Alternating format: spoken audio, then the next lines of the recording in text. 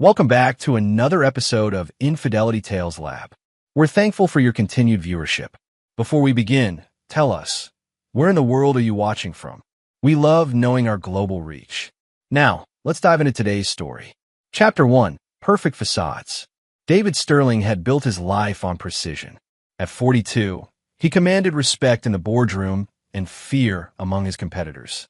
His pharmaceutical consulting firm, Sterling Solutions, had made him wealthy beyond measure, but more importantly, it had taught him that every problem had a solution. You just had to be ruthless enough to find it. The Sterling Mansion in Westchester County stood as testament to David's success. 23 rooms, manicured gardens, and a security system that would make Fort Knox jealous. Inside, his wife Katie moved through their perfect life like a ghost in designer clothing. At 38, she still turned heads with her auburn hair and emerald eyes, but David had noticed the distance growing between them over the past year.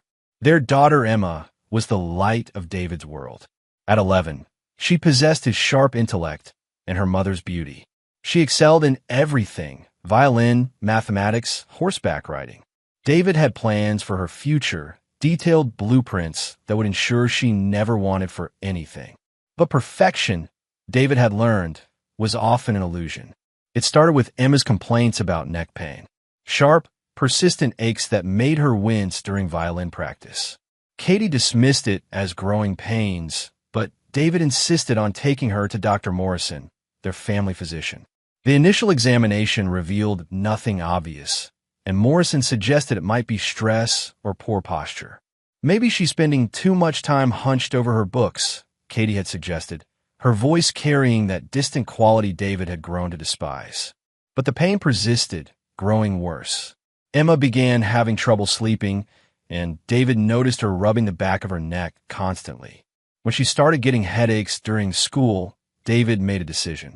"We're taking her to get her hair done," he announced one Saturday morning. Sometimes a good scalp massage helps with tension. Katie's face went pale for just a moment. So brief David almost missed it. That's probably a good idea," she stammered. The Salon Laurent was where Katie got her hair done monthly. David had been there countless times, waiting in the plush chairs while she underwent her treatments. The owner, Marcel, greeted them warmly when David arrived with Emma. "Monsieur Sterling, what a pleasant surprise. And beautiful Emma, how you've grown." Emma smiled shyly as Marcel led her to a chair. "Just a wash and trim," David instructed. "She's been having some neck tension lately." As Marcel began working, chatting animatedly about school and hobbies, David watched in the mirror. Emma seemed more relaxed than she had in weeks. The warm water and gentle massage were clearly helping. Then Marcel's hands stopped moving. The French stylist's face changed, his usual animated expression replaced by something David had never seen before: horror. Marcel's fingers remained frozen at the base of Emma's neck, and when his eyes met David's in the mirror, David felt his blood turn to ice. "Sir," Marcel's accented voice was barely a whisper. "This doesn't look right." David leaned forward, his heart hammering. "What do you mean?" Marcel's hand trembled as he gently moved Emma's hair aside. "There's something here. Small holes. Like needles." The world tilted. David shot to his feet, moving behind the chair to see what Marcel had discovered. There, hidden beneath Emma's thick hair, were tiny puncture marks, barely visible, but unmistakably deliberate. A pattern of small wounds, some healed, others more recent. Emma looked confused, craning her neck to see what had caused such alarm. "Daddy? What's wrong?" David's mind raced, cataloging possibilities, discarding innocent explanations. His pharmaceutical background made him acutely aware of what those marks could represent. Someone had been injecting something into his daughter's neck. Someone with medical knowledge. Someone with access. "Marcel," David's voice was deadly calm. "I need you to take photographs. Do it now." As Marcel fumbled for his phone, David's thoughts crystallized into a singular, terrifying certainty. The random nature of Emma's pain, Katie's dismissive attitude, the way she'd paled when he suggested the salon visit, it all formed a picture that made his blood boil. Someone was using his daughter as a test subject, and his wife knew about it. Chapter 2, Unraveling Trust. David's hands remained steady as he watched Marcel document the injection sites. But inside, a cold fury was building. He'd built his career on reading people, on seeing through lies and deception. How'd he miss this? "Emma, sweetheart," he said, his voice carefully controlled. "Has anyone given you any shots lately? Maybe at school?" Emma shook her head, her eyes wide with confusion. "No, Daddy. Just my regular checkups with Dr. Morrison." "Dr. Morrison." David filed the name away for later investigation. "What about a home? Has anyone helped you with anything? Maybe given you vitamins or medicine?" "Just the vitamins Mommy gives me every morning," Emma said innocently. "The new ones that taste funny." David's jaw tightened. "New vitamins?" "Yeah. She said they'd help me grow stronger. But they make me sleepy sometimes." Marcel finished taking photos and stepped back, his face grim. "Monsieur Sterling, perhaps you should." "Call the police," David finished. "Yes, I think that's exactly what we should do." As Marcel stepped away to make the call, David knelt beside Emma's chair. His daughter's trusting eyes nearly broke him. She had no idea that someone, possibly her own mother, had been systematically drugging her. "Am I in trouble, Daddy?" Emma whispered. "No, baby, you're not in trouble. But someone hurt you, and we're going to find out who." The police arrived within 15 minutes. Detective Lisa Rodriguez was a sharp-eyed woman in her 30s who immediately took control of the situation. She photographed the injection sites herself, took statements from Marcel, and arranged for Emma to be examined at the hospital. "Mr. Sterling," Rodriguez said quietly as the EMTs prepared to transport Emma, "I need to ask you some difficult questions. Who has access to your daughter? Who could have done this without being noticed?"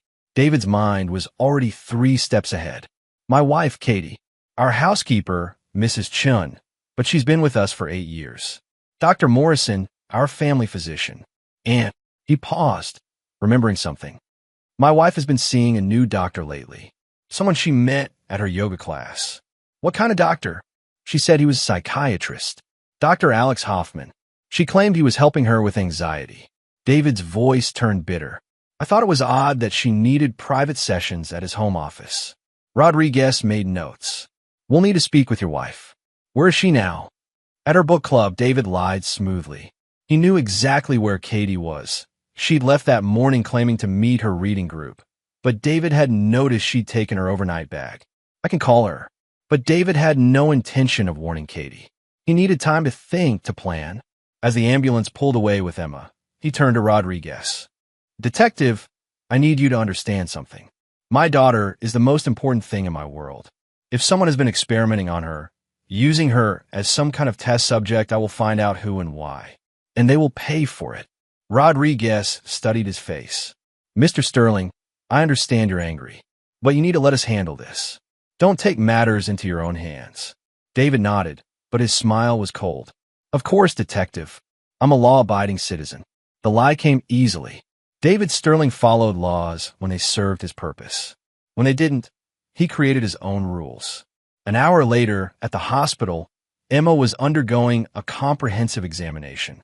David sat in the waiting room, his mind working furiously. He pulled out his phone and began making calls, not to Katie, but to people who owed him favors. Private investigators, security specialists, people who operated in the gray areas between legal and necessary. The first call was to Vincent Torres, a former FBI agent who now ran a discreet investigation service. "Vincent, it's David.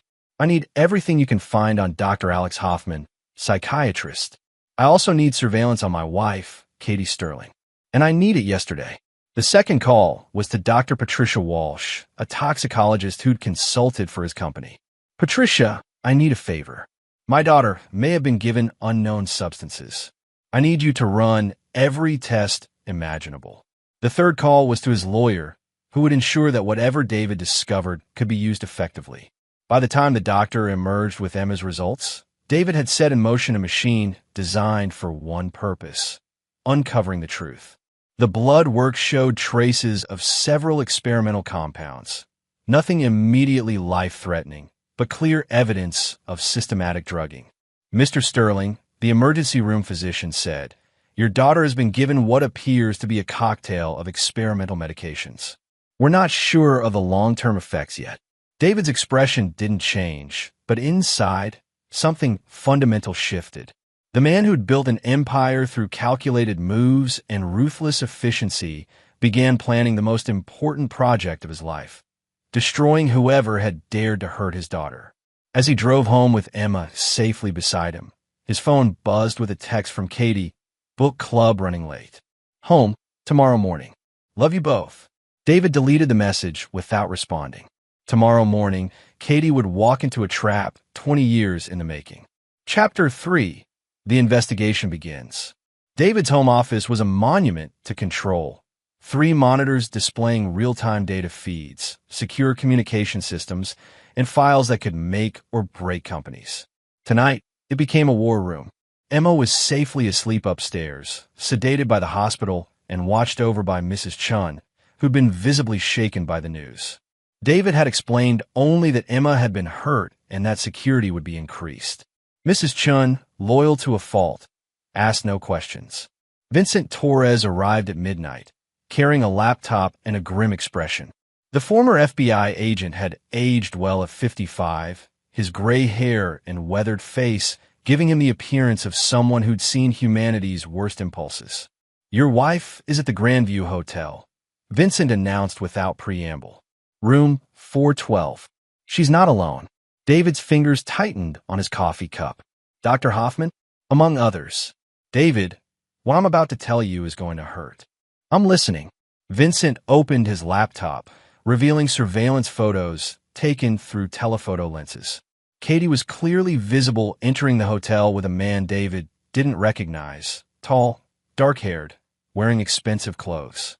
But what made David's blood boil was the third figure, Dr. Rebecca Morrison, their family physician's wife.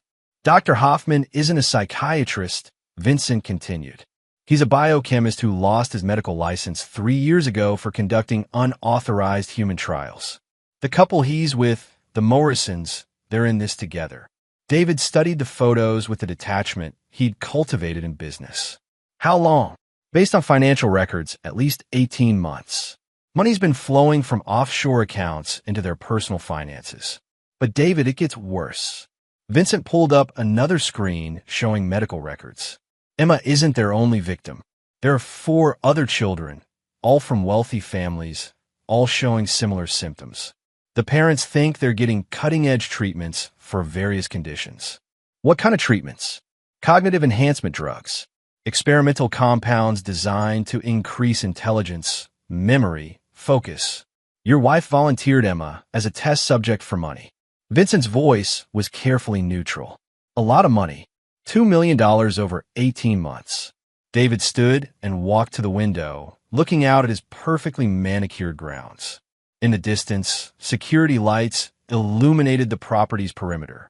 Everything looked normal, peaceful, but beneath the surface, his world had been systematically violated.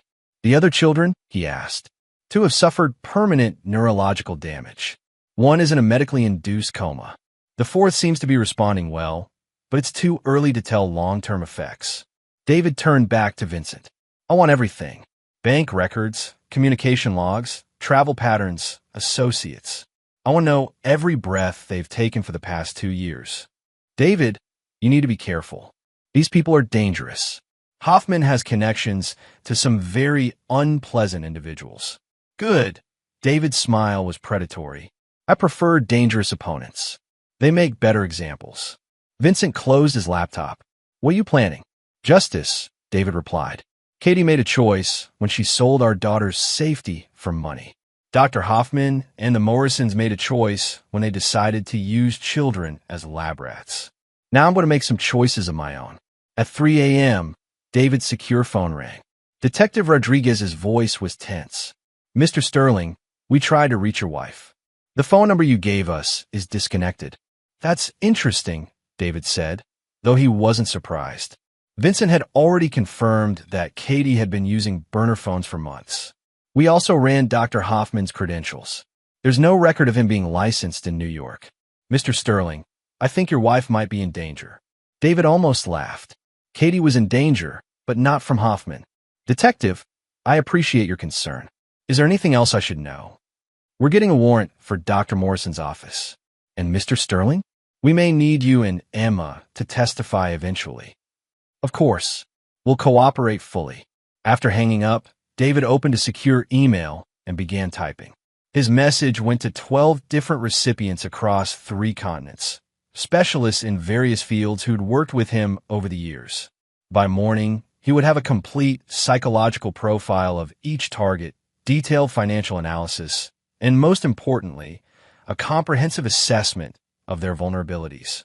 David Sterling had spent 20 years building a network of relationships based on mutual benefit and absolute discretion. Tonight, he would begin calling in every favor, leveraging every connection, and utilizing every resource at his disposal. The 4 people who'd use his daughter as a test subject thought they were dealing with a wealthy businessman who would rely on the police and lawyers to seek justice. They were about to discover their mistake. David was many things: CEO, philanthropist, devoted father. But before any of that, he was a predator who'd simply been sleeping. And now, someone had threatened his cub. As dawn broke over Westchester County, David Sterling began the most important project of his life: the complete and utter destruction of everyone who dared to harm his daughter. The hunt had begun. Chapter 4. Homecoming. Katie Sterling returned home at 8:47 a.m., her overnight bag slung casually over her shoulder, her face arranged in the expression of mild fatigue that comes after a late night with friends. She looked beautiful in the morning light, her auburn hair catching the sun, her movements graceful and practiced. David watched her from his office window, noting every detail. The way she checked her phone before entering. The brief pause as she noticed the additional security cameras Vincent had installed overnight.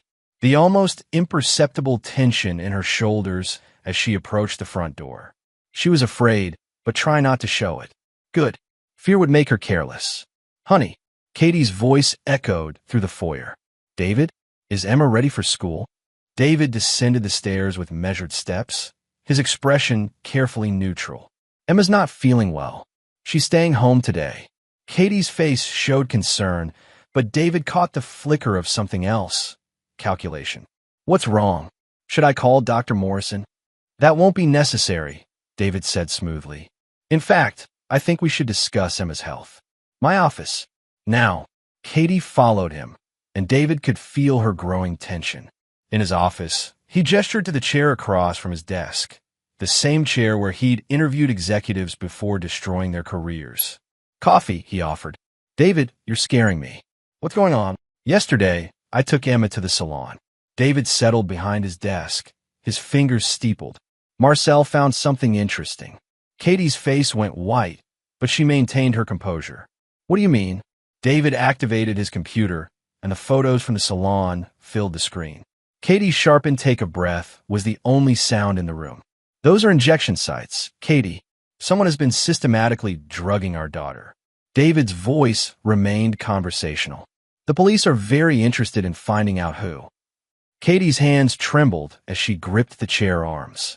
David, I can explain. Please do. David leaned back, the picture of patient attention. I'm fascinated to hear your explanation for how our 11-year-old daughter ended up with experimental drugs in her bloodstream. The silence stretched between them. David could see Katie's mind racing, calculating odds, weighing options. She'd always been intelligent. It was one of the things that had attracted him to her 20 years ago. But intelligence without character was just cunning. Wasn't supposed to hurt her, Katie whispered finally. David felt something cold settle in his chest.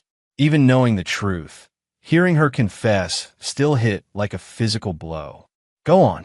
Alex said the compounds were safe. Revolutionary. They were going to make children smarter, more focused, better able to compete in the future. Katie's words came faster now, as if confession might somehow lead to absolution. Emma was struggling in math, and I thought, you thought you'd use our daughter as a test subject for experimental drugs. David's voice cut through her explanation like a blade. For money. Katie flinched. It wasn't about the money. $2 million, Katie. That's quite a lot of money for someone who claims it wasn't about money. The color drained completely from Katie's face. How do you know about your offshore accounts? Your secret meetings? Your partnership with Dr. Hoffman and the Morrisons? David smiled, and Katie shrank back. I know everything, Katie. The question is, what am I going to do about it? Katie's composure finally cracked. Tears streamed down her face as she dropped to her knees beside his chair. David, please. I never meant for Emma to get hurt. Alex promised the drugs were safe. He showed me studies, testimonials from other parents. Other parents whose children are now in comas or suffering permanent brain damage. David's voice was ice. Did he mention that part? I didn't know. I swear I didn't know. Katie sobbed. When Emma started having pain, I wanted to stop, but Alex said it was normal, that it would pass. So you kept injecting her. Just a few more times. He said we were on the verge of a breakthrough. Katie looked up at him with desperate eyes. David, I love Emma. I would never intentionally hurt her. David studied his wife's face, the woman he'd married, the mother of his child, the person he'd trusted above all others. She was telling the truth about loving Emma, he realized. In her twisted way, she genuinely believed she was helping their daughter. That made it worse. Where's Hoffman now? David asked. I don't know. He left the hotel this morning. Said he had to take care of something. Katie wiped her eyes. David, what are you going to do?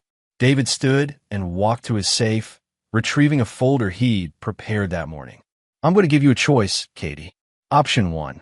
You cooperate fully with the police investigation.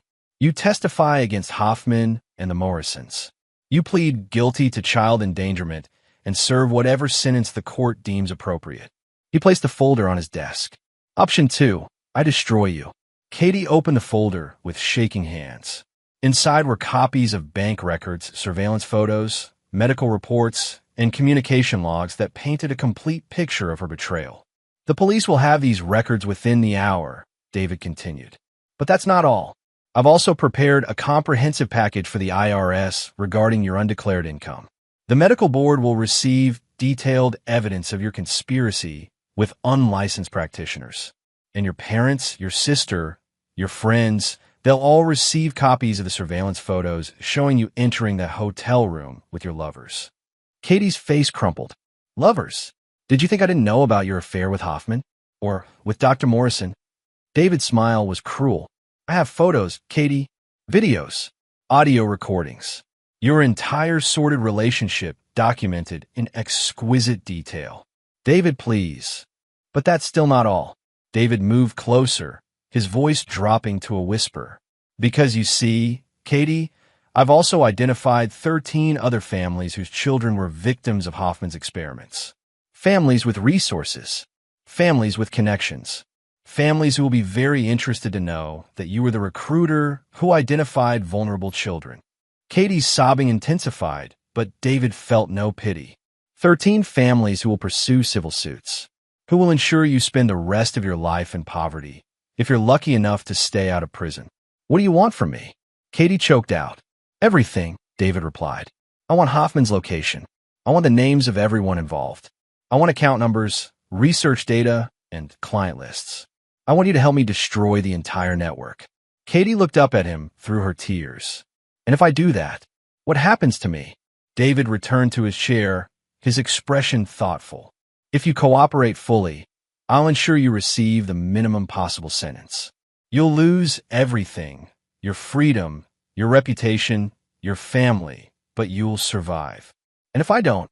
David's smile was the last thing Katie saw before she passed out. Chapter 5. The Network Exposed.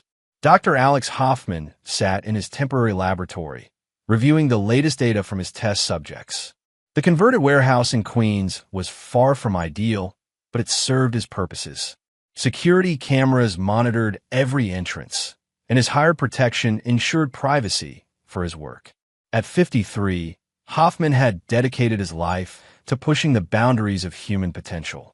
His theories on cognitive enhancement had been decades ahead of their time, which explained why the medical establishment had been so threatened by his research. Losing his license had been a setback, not a defeat. The Sterling girl had been responding particularly well to the new compound series. Her IQ scores had increased by 37 points over 18 months, and her pattern recognition abilities were approaching genius level. The neck pain was an unfortunate side effect, but temporary discomfort was a small price for evolutionary advancement. His phone buzzed with a text from Katie. David knows. Need to meet urgently. Hoffman deleted the message without responding. He'd expected this eventually. Wealthy parents were notoriously protective, and David Sterling had a reputation for being particularly ruthless in business. The man would undoubtedly threaten legal action, demand explanations, perhaps even contact authorities. It didn't matter. By tomorrow, Hoffman would be on a plane to Switzerland, where his research was not only legal but funded by progressive investors who understood the importance of advancing human evolution. He was wrong on every count. At 3:17 p.m., Vincent Torres walked into the warehouse through the front entrance, badge displayed, flanked by 6 federal agents. Hoffman's security team offered no resistance. Vincent had visited them earlier with photographic evidence of their involvement in child abuse. The choice between cooperation and lengthy prison sentences had been easy. Dr. Alexander Hoffman, Vincent announced, "You're under arrest for child endangerment, practicing medicine without a license, and conspiracy to commit assault." Hoffman remained calm as the handcuffs clicked into place. "I want my lawyer." "You'll need one," Vincent agreed. "But first, let's talk about your research." In the warehouse's makeshift laboratory, federal agents documented everything. Vials of experimental compounds, detailed medical files on dozens of children, financial records showing payments from desperate parents, and most damning of all, video recordings of Hoffman describing his subjects as acceptable losses in the advancement of science. But the real prize was Hoffman's computer, which contained communications with a network spanning 12 countries. Dr. Rebecca Morrison was just one node in an international conspiracy that had been using children as test subjects for cognitive enhancement research. Back at Sterling Mansion, David received Vincent's report with grim satisfaction. Hoffman was in custody, but the network was larger than anyone had imagined. The investigation would take months, possibly years. Justice through the legal system would be slow, uncertain, and ultimately unsatisfying. David had different plans. That evening, he visited Emma in her room. She was reading one of her advanced mathematics textbooks, but looked up with a smile when he entered. "How are you feeling, sweetheart?" "Better, Daddy. The doctor said the medicine will help my body get strong again." Emma's trust was absolute, heartbreaking. "When can I go back to school?" "Soon," David promised. "But Emma, I need to ask you something important. Do you remember anything about the vitamins Mommy gave you? Anything unusual?" Emma thought carefully. "They tasted funny, and sometimes they made me feel strange, like everything was too bright or too loud. But Mommy said that meant they were working." David kissed her forehead. "You don't have to take those vitamins anymore. And Emma, you're perfect exactly as you are. Never let anyone tell you otherwise." After Emma fell asleep, David returned to his office to find Katie waiting for him. She'd spent the day in police custody, providing detailed statements about the network. Her cooperation had been complete, but her appearance suggested the weight of her betrayal was finally hitting her. "David," she said quietly, "I know you'll never forgive me, but I need you to know I really thought I was helping her." David studied his wife's face. 20 years of marriage, and he was seeing her clearly for the first time. "Do you know what the worst part is, Katie?" She shook her head. "It's not the betrayal. It's not even the fact that you sold our daughter's safety for money." David's voice was eerily calm. "It's that you're still trying to justify it. Even now, after seeing what you've done, you're still trying to make yourself the victim." Katie's face crumpled. "What happens now?" Now you face the consequences." David opened his desk drawer and withdrew a single sheet of paper. "Divorce papers. You'll sign them, and you'll accept my terms without negotiation." Katie read the document, her face growing paler with each line. "You're taking everything. The house, the accounts, Emma. You lost the right to Emma when you decided to use her as a lab rat." David's tone was final. "You'll have supervised visitation once a month, assuming you're not in prison." "David, please. Those are my terms. Accept them, or I'll ensure you never see Emma again." Katie signed the papers with shaking hands. As she set down the pen, David made one final offer. "There is one way you can earn a small measure of redemption, Katie." She looked up hopefully. "Help me find the other networks. Help me identify every child who's been harmed. Help me destroy every person involved in this conspiracy." David leaned forward. "Dedicate whatever life you have left to undoing the damage you've helped create." Katie nodded through her tears. "I'll do anything." "Good," David replied. "Because tomorrow we're going hunting." Chapter 6. The Hunt Begins. The private jet lifted off from Teterboro Airport at dawn, carrying David Sterling, Vincent Torres, and two specialists toward their first target, Dr. Rebecca Morrison, who had fled to her family's compound in Montana upon learning of Hoffman's arrest. David had spent the night reviewing everything Katie had revealed during her extended debriefing. The network was more sophisticated than anyone had imagined. A loose confederation of disgraced medical professionals, wealthy parents seeking advantages for their children, and investors betting on the future of human enhancement. Dr. Morrison had been the network's chief recruiter, identifying families with gifted children and parents desperate enough to risk experimental treatments. Her husband Thomas had provided medical legitimacy while remaining officially uninvolved. Together, they facilitated the abuse of over 40 children across 3 years. "She won't come quietly," Vincent warned as they flew over the Rocky Mountains. "The compound has private security, and Montana's a castle doctrine state." David smiled coldly. "I'm counting on it." The Morrison compound sat on 200 acres of pristine wilderness, surrounded by electrified fencing and monitored by military-grade surveillance equipment. Dr. Rebecca Morrison had inherited it from her grandfather, a paranoid industrialist who believed the government would eventually come for his wealth. As their helicopters circled the property, David could see armed guards patrolling the perimeter. Dr. Morrison was clearly preparing for a siege. She would be disappointed to discover that David had no intention of besieging anything. Instead, he'd purchased the compound. The transaction had been completed that morning through a shell corporation.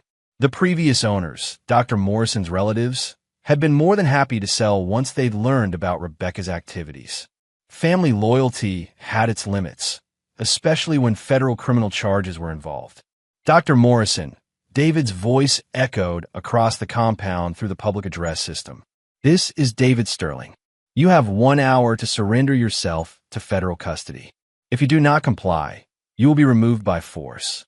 Through the compound's security cameras, David watched Dr. Morrison's panicked reaction. She was in the main house's communications center, frantically making phone calls. Her security team was taking defensive positions, but their body language suggested uncertainty. Vincent activated a second channel. "Security personnel, this is Special Agent Torres. You are ordered to stand down immediately. Dr. Morrison is a federal fugitive, and anyone assisting her will be charged with obstruction of justice." The response was immediate. 4 of the 6 guards laid down their weapons and walked toward the main gate. The remaining 2 seemed determined to make their stand with Dr. Morrison. 43 minutes, David announced. Inside the main house, Dr. Morrison was screaming into her phone. "You promised me protection. You said the compound was secure." The voice on the other end was calm, but final. "Rebecca, you've become a liability. We're cutting ties. You can't abandon me. I know everything about the network, which is exactly why you become too dangerous to support." The line went dead. Dr. Morrison stared at the phone in disbelief, then began destroying hard drives and burning documents. If she was going down, she intended to take the network's secrets with her. She was too late. Vincent's team had been monitoring all electronic communications from the compound for the past week. Every phone call, every email, every data transfer had been recorded and analyzed. Dr. Morrison's frantic attempts at evidence destruction were merely confirming information they already possessed. 30 minutes, David announced. Dr. Morrison appeared at the main house's front door, flanked by her 2 remaining guards. She was a tall woman in her 50s, silver-haired and aristocratic, but her composure was cracking under pressure. "Mr. Sterling," she called out, "I know you want justice for your daughter, but you don't understand the bigger picture. Our research was going to benefit all children." David activated his microphone. Dr. Morrison, you systematically poisoned children for money. There is no bigger picture. We were advancing human evolution. In 50 years, enhanced cognition will be the norm. We were simply ahead of our time. 20 minutes. Dr. Morrison's remaining guards began to look nervous. These were mercenaries, not true believers, and their confidence was wavering as federal agents surrounded the compound. Dr. Morrison, Vincent's voice cut through the tension. Your associates have already been arrested. Dr. Chun in Hong Kong, Dr. Volkov in Prague, the entire Swiss operation, all in custody. You're the last one. The lie was effective. Dr. Morrison's face went white as she realized her imagined safety net had disappeared. She turned to her guards, but they were already walking away. 10 minutes. Alone at the front door, Dr. Morrison made her final gambit. Mr. Sterling, I have information about other networks. Children who are still being experimented on. Arrest me, and that information dies with me. David's response was immediate. Dr. Morrison, you seem to be under the impression that I intend to arrest you. The implication hung in the air like a death sentence. Dr. Morrison stumbled backward, finally understanding that David Sterling was not a man who relied solely on legal remedies. 5 minutes. Dr. Morrison ran. She made it exactly 173 yards into the Montana wilderness before David's hunting party found her. Vincent Torres, a former Army Ranger turned FBI agent, had been tracking fugitives for 20 years. Dr. Morrison, despite her paranoid preparations, had never learned the first thing about wilderness survival. They found her hiding behind a fallen log, sobbing and begging for mercy. Dr. Morrison, David said quietly, crouching beside her hiding place. You have information I need. You're going to provide it. The only question is whether you do so willingly or unwillingly. Dr. Morrison looked up at him with desperate eyes. I'll tell you everything. Just please don't hurt me. David's smile was the most terrifying thing she'd ever seen. Dr. Morrison, I'm not going to hurt you. I'm going to do something much worse. What? I'm going to give you exactly what you deserve. Chapter 7. Justice Served.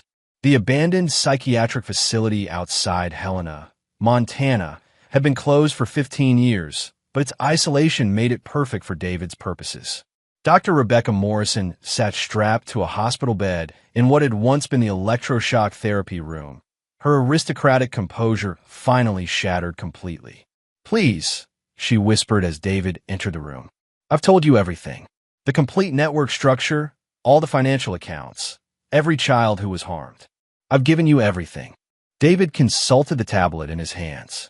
Dr. Morrison had indeed been cooperative. 47 children across 12 countries, 8 different research compounds, 14 medical professionals involved, and over $30 million in illegal profits. The scope of the conspiracy was staggering. You have been helpful, David acknowledged. And I always keep my promises. I told you I wouldn't hurt you. Relief flooded Dr. Morrison's face. Thank you. I know I made mistakes, but I also told you I would give you exactly what you deserve. David's voice remained conversational. Do you know what you deserve, Rebecca? Dr. Morrison's relief transformed back into fear. I don't understand. David activated a video screen mounted on the wall. Images began playing, security footage from the various facilities where children had been experimented upon. Dr. Morrison watching as needles were inserted into small necks. Dr. Morrison reviewing test results while children suffered in hospital beds. Dr. Morrison celebrating research milestones while parents wept over permanently damaged offspring. You spent 3 years treating children like laboratory animals, David continued. So I thought it only fitting that you experience the same treatment. Dr. Morrison's eyes widened in horror as she understood. No, please no. The compound you developed for cognitive enhancement, Trial Series 7, I believe you called it, had some interesting side effects. Memory fragmentation, personality dissociation, complete loss of emotional regulation. David prepared a syringe with practiced efficiency. You'll be fascinated to experience your own research firsthand. You can't do this. It's murder. Is it? David checked the dosage carefully. You assured parents that these compounds were safe. Surely you weren't lying to them. Dr. Morrison struggled against her restraints, but Vincent's team had been thorough. Please, I have a daughter. She's only 16. Yes, Jennifer Morrison, honor student, varsity tennis player, planning to study medicine at Stanford. David's voice was ice. Don't worry. I've arranged for her to receive the same educational opportunities you provided to other children. The lie was perfect. Dr. Morrison's imagination filled in the horrific details, and her screams echoed through the abandoned facility. David let her terror build for several minutes before revealing the truth. Relax, Rebecca. I'm not going to harm your daughter. Unlike you, I don't hurt children. David set down the syringe. But I want you to remember this feeling, this helplessness, this terror of watching someone threaten your child while you're powerless to stop it. Dr. Morrison sobbed with relief, but David wasn't finished. Your daughter will be fine, but she will know exactly what her mother did. I prepared a comprehensive package documenting your crimes, complete with video evidence and victim testimonials. She'll receive it on her 18th birthday. You bastard. I've also established a trust fund in Jennifer's name, $1.7 million, representing your share of the network's profits. She'll receive the money when she turns 25, along with a detailed explanation of where it came from. David's smile was cruel. Every penny will go toward helping the children you helped destroy. Dr. Morrison's face was a mask of despair. What do you want from me? Nothing. You've already given me everything I need to destroy the rest of the network. David headed toward the door. Dr. Morrison, you're going to spend the rest of your life in federal prison. Your reputation is destroyed, your wealth is gone, and your daughter will grow up knowing exactly what kind of monster her mother was. Where are you going? David paused at the threshold. To visit Dr. Hoffman. He's been asking for you. Chapter 8. The Final Player. Dr. Alex Hoffman had been transferred to ADX Florence, the federal supermax prison that housed the most dangerous criminals in America. His cell was 7 by 12 feet, with a slot for food and a narrow window that showed only a slice of Colorado sky. He'd been in solitary confinement for 2 months, awaiting trial for crimes that would likely result in multiple life sentences. He was not alone. David Sterling sat across from him in the visitation room, separated by reinforced glass, but connected by a secure phone line.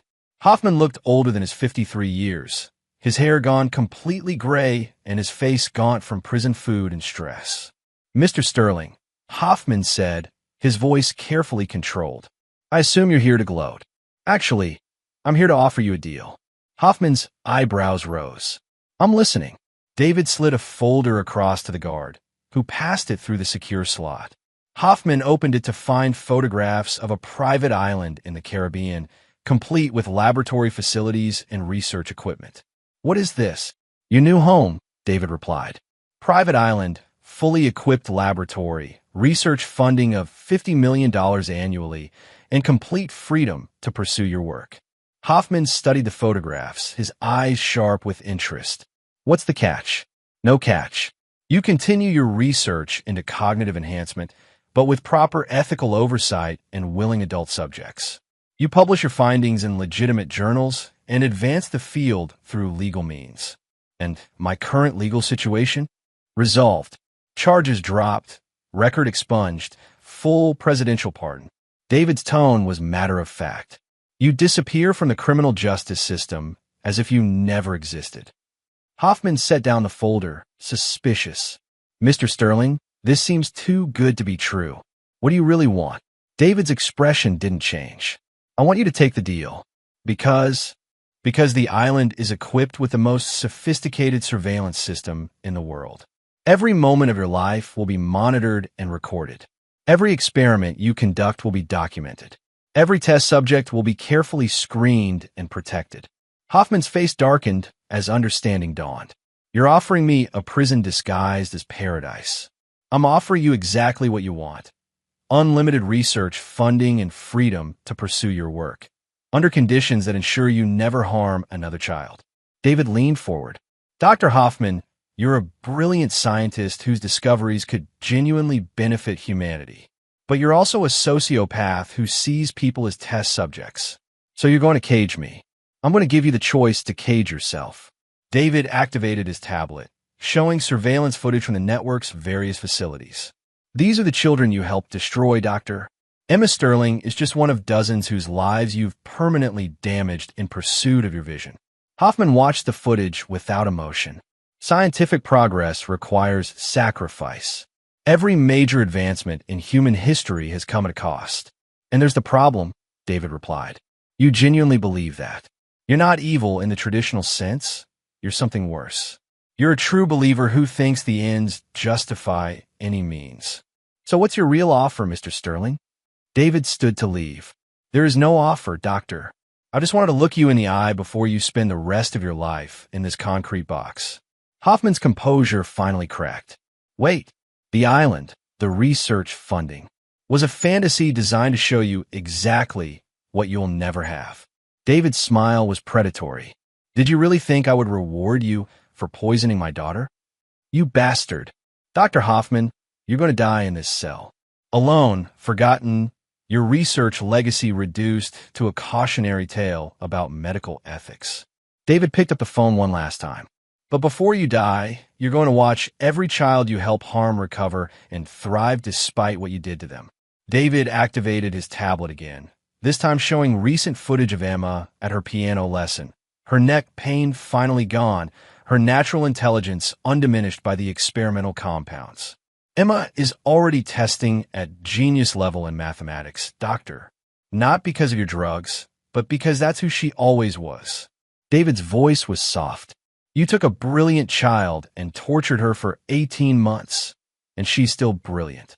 Your research was not only unethical, it was completely unnecessary. Hoffman stared at the screen, his life's work crumbling before his eyes. Goodbye, Dr. Hoffman. Enjoy your concrete paradise. Chapter 9, New Beginnings. 2 years later, David Sterling stood in the garden of his Westchester estate, watching Emma practice violin on the terrace. At 13, she had grown into a remarkable young woman, intelligent, compassionate, and completely unaware of how close she'd come to permanent damage. The criminal trials had concluded 6 months earlier. Dr. Rebecca Morrison received 35 years in federal prison.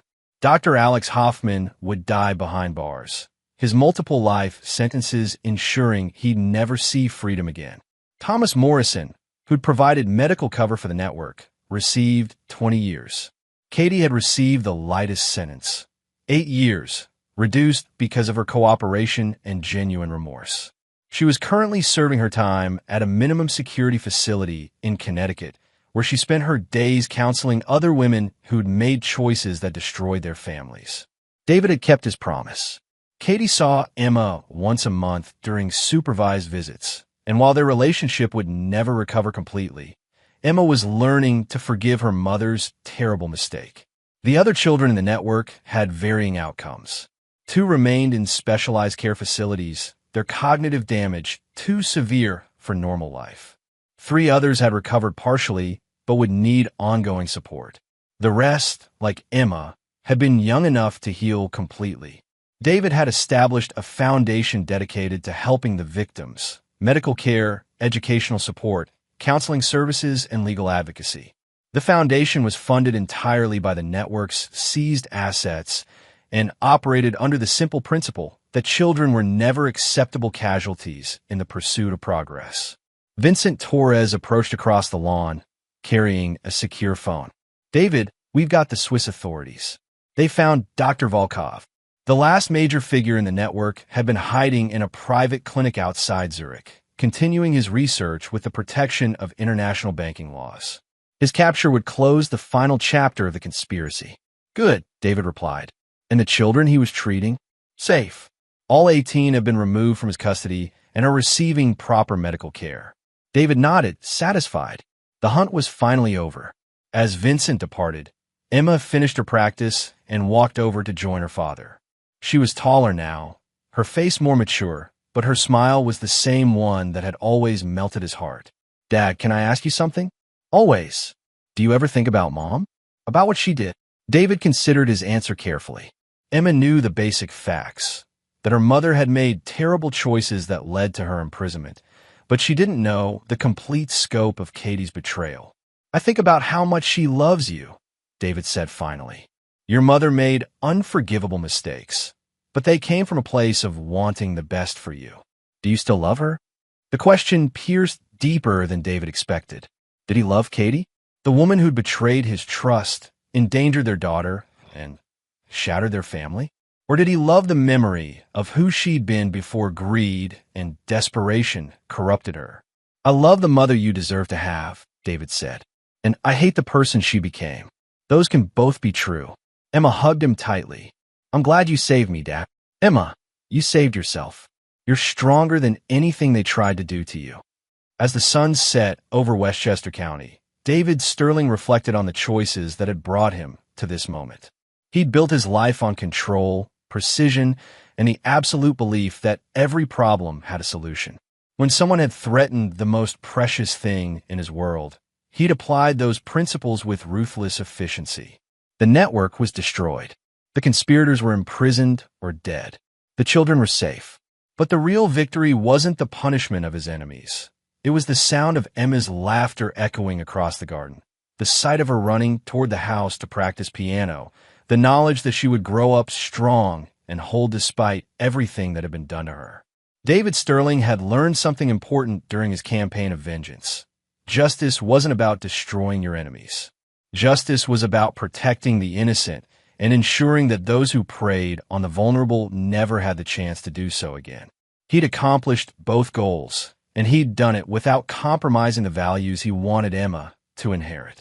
She would grow up knowing that her father was a man who kept his promises, protected his family, and never backed down from doing what was right. In the distance, Emma called for him to come hear her new piece. David Sterling, businessman and devoted father, walked toward the house where his daughter waited, leaving the darkness of vengeance behind for the light of an uncertain but hopeful future. The pain behind her neck was gone forever. And there you have it. Another story comes to an end. What did you think? I'd love to hear your thoughts in the comments below. If you enjoy this story, consider joining our community by subscribing. It means the world to us. For more stories like this one, check out the recommended videos on screen. And I'll see you there. Welcome back to another story on Infidelity Tales Lab. Before we begin, tell us, where in the world are you watching from? Now, let's dive into today's story. Chapter 1. The Call. The vanilla cake sat half-eaten on the picnic table, pink frosting smeared across paper plates decorated with cartoon princesses. 5-year-old Emma, Paul Kemp's daughter, laughed as she chased her cousin around the backyard of his sister Michelle's sprawling ranch house in Miller's Creek, 30 miles outside Denver. The September sun cast long shadows across the perfectly manicured lawn, and Paul felt the rare warmth of a peaceful Saturday afternoon. His sister Michelle stood by the grill where her husband Daryl Wagner flipped burgers, her smile tight as she watched the children play. Something about her expression had seemed off all day, but Paul chalked it up to the stress of hosting a 6-year-old's birthday party. Paul's phone buzzed in his pocket. Connie's name flashed on the screen. "Hey, babe, where are you?" His wife's voice cut through, sharp and breathless with panic he'd never heard before, not even when Emma had fallen from the monkey bars last year. "At Michelle's house. We're at the birthday party for her. Get out now with our daughter." Paul's military training kicked in immediately, the casual afternoon atmosphere shattering like glass. His body tensed, eyes scanning the property with new awareness. "Why? What's? Just do it now." Connie's voice cracked with urgency. "Don't ask questions. Don't say goodbye. Get Emma and drive away. I'm calling the police." "Paul, please." The line went dead. Paul's heart hammered, but his mind went cold and clear, the same calculating calm that had kept him alive during 6 years in Army intelligence. He pocketed the phone and walked toward Emma with measured steps, keeping his expression neutral. "Emma, sweetheart, come here for a second." "But Daddy, we're playing." "Now, baby girl." His tone left no room for argument. Emma's face scrunched in confusion, but she ran to him. Paul scooped her up in one fluid motion, her party dress billowing. "Paul," Michelle called from the grill, her voice strangely sharp. "Where are you going?" "Emma's not feeling well," Paul lied smoothly, already moving toward the side gate. "Might be the sun. We're going to head home." Daryl Wagner turned from the grill, his muscular frame blocking the light. His jaw tightened. Leaving so soon? The party just started. Yeah, sorry about that. Paul kept walking, Emma in his arms, moving faster now. He caught Michelle's eyes and saw something there that made his blood run cold. Fear and guilt. Paul, wait. Michelle started forward, but Daryl grabbed her arm. Paul didn't wait. He broke into a jog, then a run, hitting the driveway at full sprint. Emma squealed, thinking it was a game. His black Ford Explorer sat at the curb, baking in the sun. As Paul fumbled with the door handle, Emma secure against his chest, he glanced back at the house. That's when he saw it. A white panel van was pulling up to the front of Michelle's property, moving slowly. Too slowly. The kind of deliberate approach that predators use. Through the windshield, Paul caught a glimpse of two men in the front seats. The driver wore a black tactical vest. But that wasn't what made Paul's stomach drop. Behind a van, a dark SUV idled at the corner with its engine running. And standing in Michelle's driveway, partially hidden behind the garage, was a third man speaking into a radio. The man looked up, saw Paul, and his hand moved toward his waistband. Paul yanked open the Explorer's door and threw himself inside, still clutching Emma. He hit the locks, started the engine, and slammed his foot on the accelerator. The tires screamed against asphalt as he peeled away from the curb. In the rearview mirror, he saw the white van surge forward and the man in the driveway running toward his own vehicle. "Daddy, you're scaring me."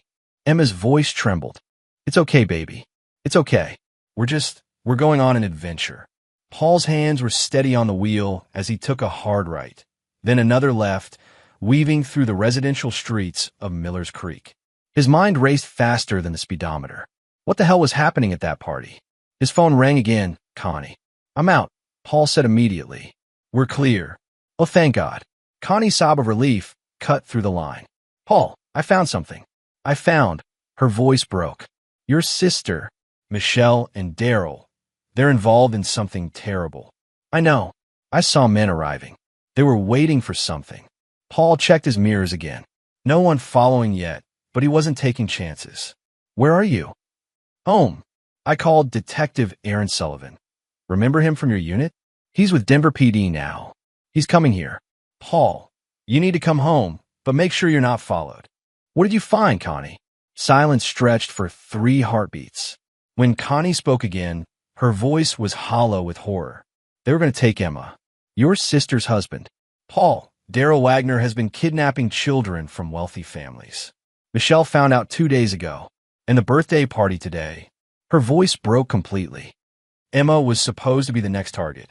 Paul's hands tightened on the steering wheel until his knuckles turned white. The world seemed to tilt sideways, reality rearranging itself into something monstrous. His sister, his own sister, had known, had invited them anyway. "Daddy," Emma's small voice pulled him back. "Why are we running?" Paul met her innocent eyes in the rearview mirror and forced a smile. "Because Mommy misses us. We're going to surprise her." But in his mind, a cold certainty was forming. Daryl Wagner had made the mistake of threatening Paul Kemp's family. And Paul Kemp wasn't the kind of man who forgave that. He was the kind of man who made people regret ever being born. The game had just begun, and Paul intended to win. Chapter 2. Pieces of the Puzzle. Paul took an indirect route home, doubling back 3 times and watching for tails. Emma had fallen asleep in her car's seat, exhausted from the party excitement and the adrenaline crash. By the time he pulled into their driveway in the Cherry Creek neighborhood, the sun was setting, painting the sky blood red. An unmarked police car sat at the curb, Aaron Sullivan's vehicle. Paul grabbed Emma carefully and carried her inside. Connie met him at the door, her face pale and streaked with dried tears. She pulled both of them into a desperate embrace, and Paul felt her whole body trembling. "It's okay," he murmured into her hair. "We're safe." Aaron Sullivan stood in their living room, still wearing his detective shield on his belt.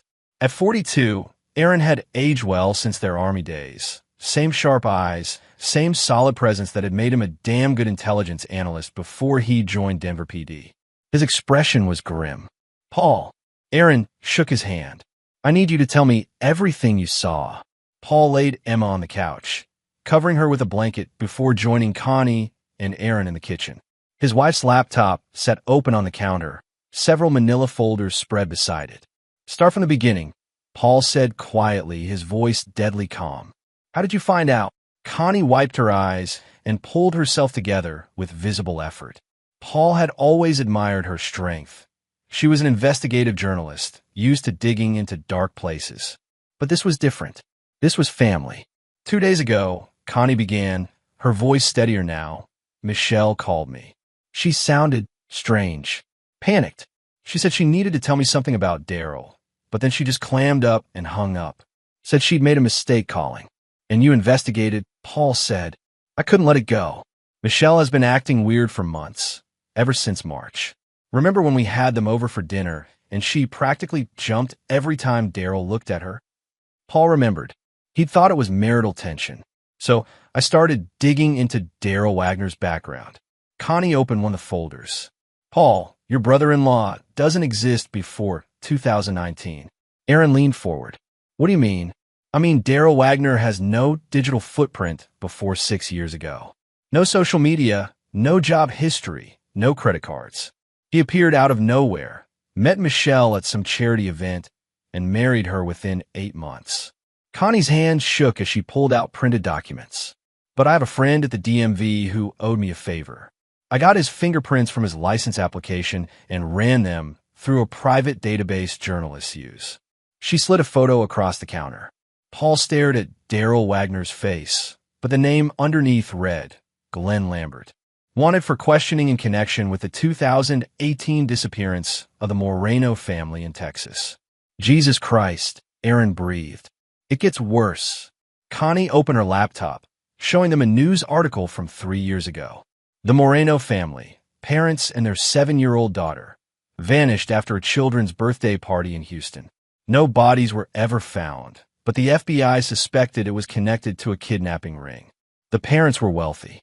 They received a ransom demand for $2 million. Paul's jaw clenched. Did they pay? Yes.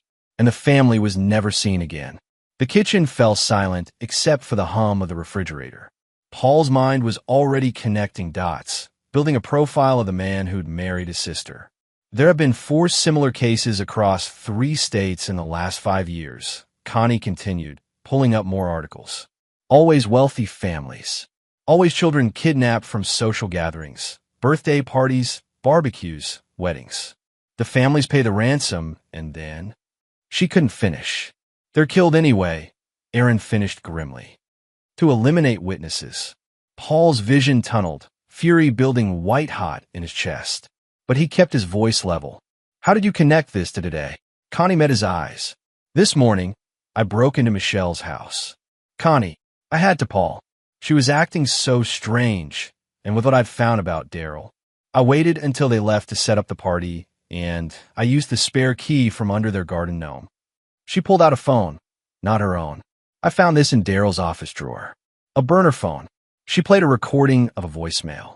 A gravelly male voice said, "Wagner, we're set for the Wagner kids' party. Target is confirmed, Paul Kemp's daughter.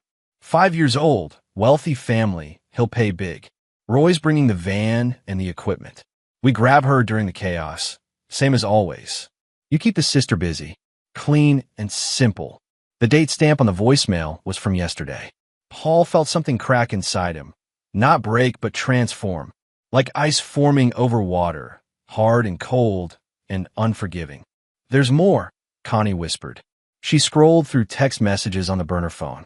"Daryl, or Glenn, or whoever he really is, has been planning this for weeks. He has a partner named Roy Snow and at least 2 other men working with him. They've done this before, Paul. Multiple times. And Michelle." Her voice broke. "Michelle found out 2 days ago. She confronted Daryl, and he convinced her to stay quiet. Threatened her. But she also..." Connie's face twisted with anger and disgust. "She also didn't warn us. She let us bring Emma to that party." Paul looked at Aaron. "You verified this?" "I ran the name Glenn Lambert through our system the moment Connie called me. He's wanted in 3 states for questioning related to kidnappings and extortion. There's no direct evidence linking him to the murders, but..." Aaron's expression was dark. The FBI's been looking for this guy for years. He's smart, careful, changes identities, moves every few years. And if he's working with a crew, they're probably just as bad. Paul's mind was already moving, planning, calculating. 6 years in Army intelligence had taught him how to think like the enemy, how to anticipate moves and counter them. And, more importantly, it had taught him how to disappear people who needed disappearing. What's the plan? Paul asked quietly. Aaron hesitated. Officially? I've called this into my captain.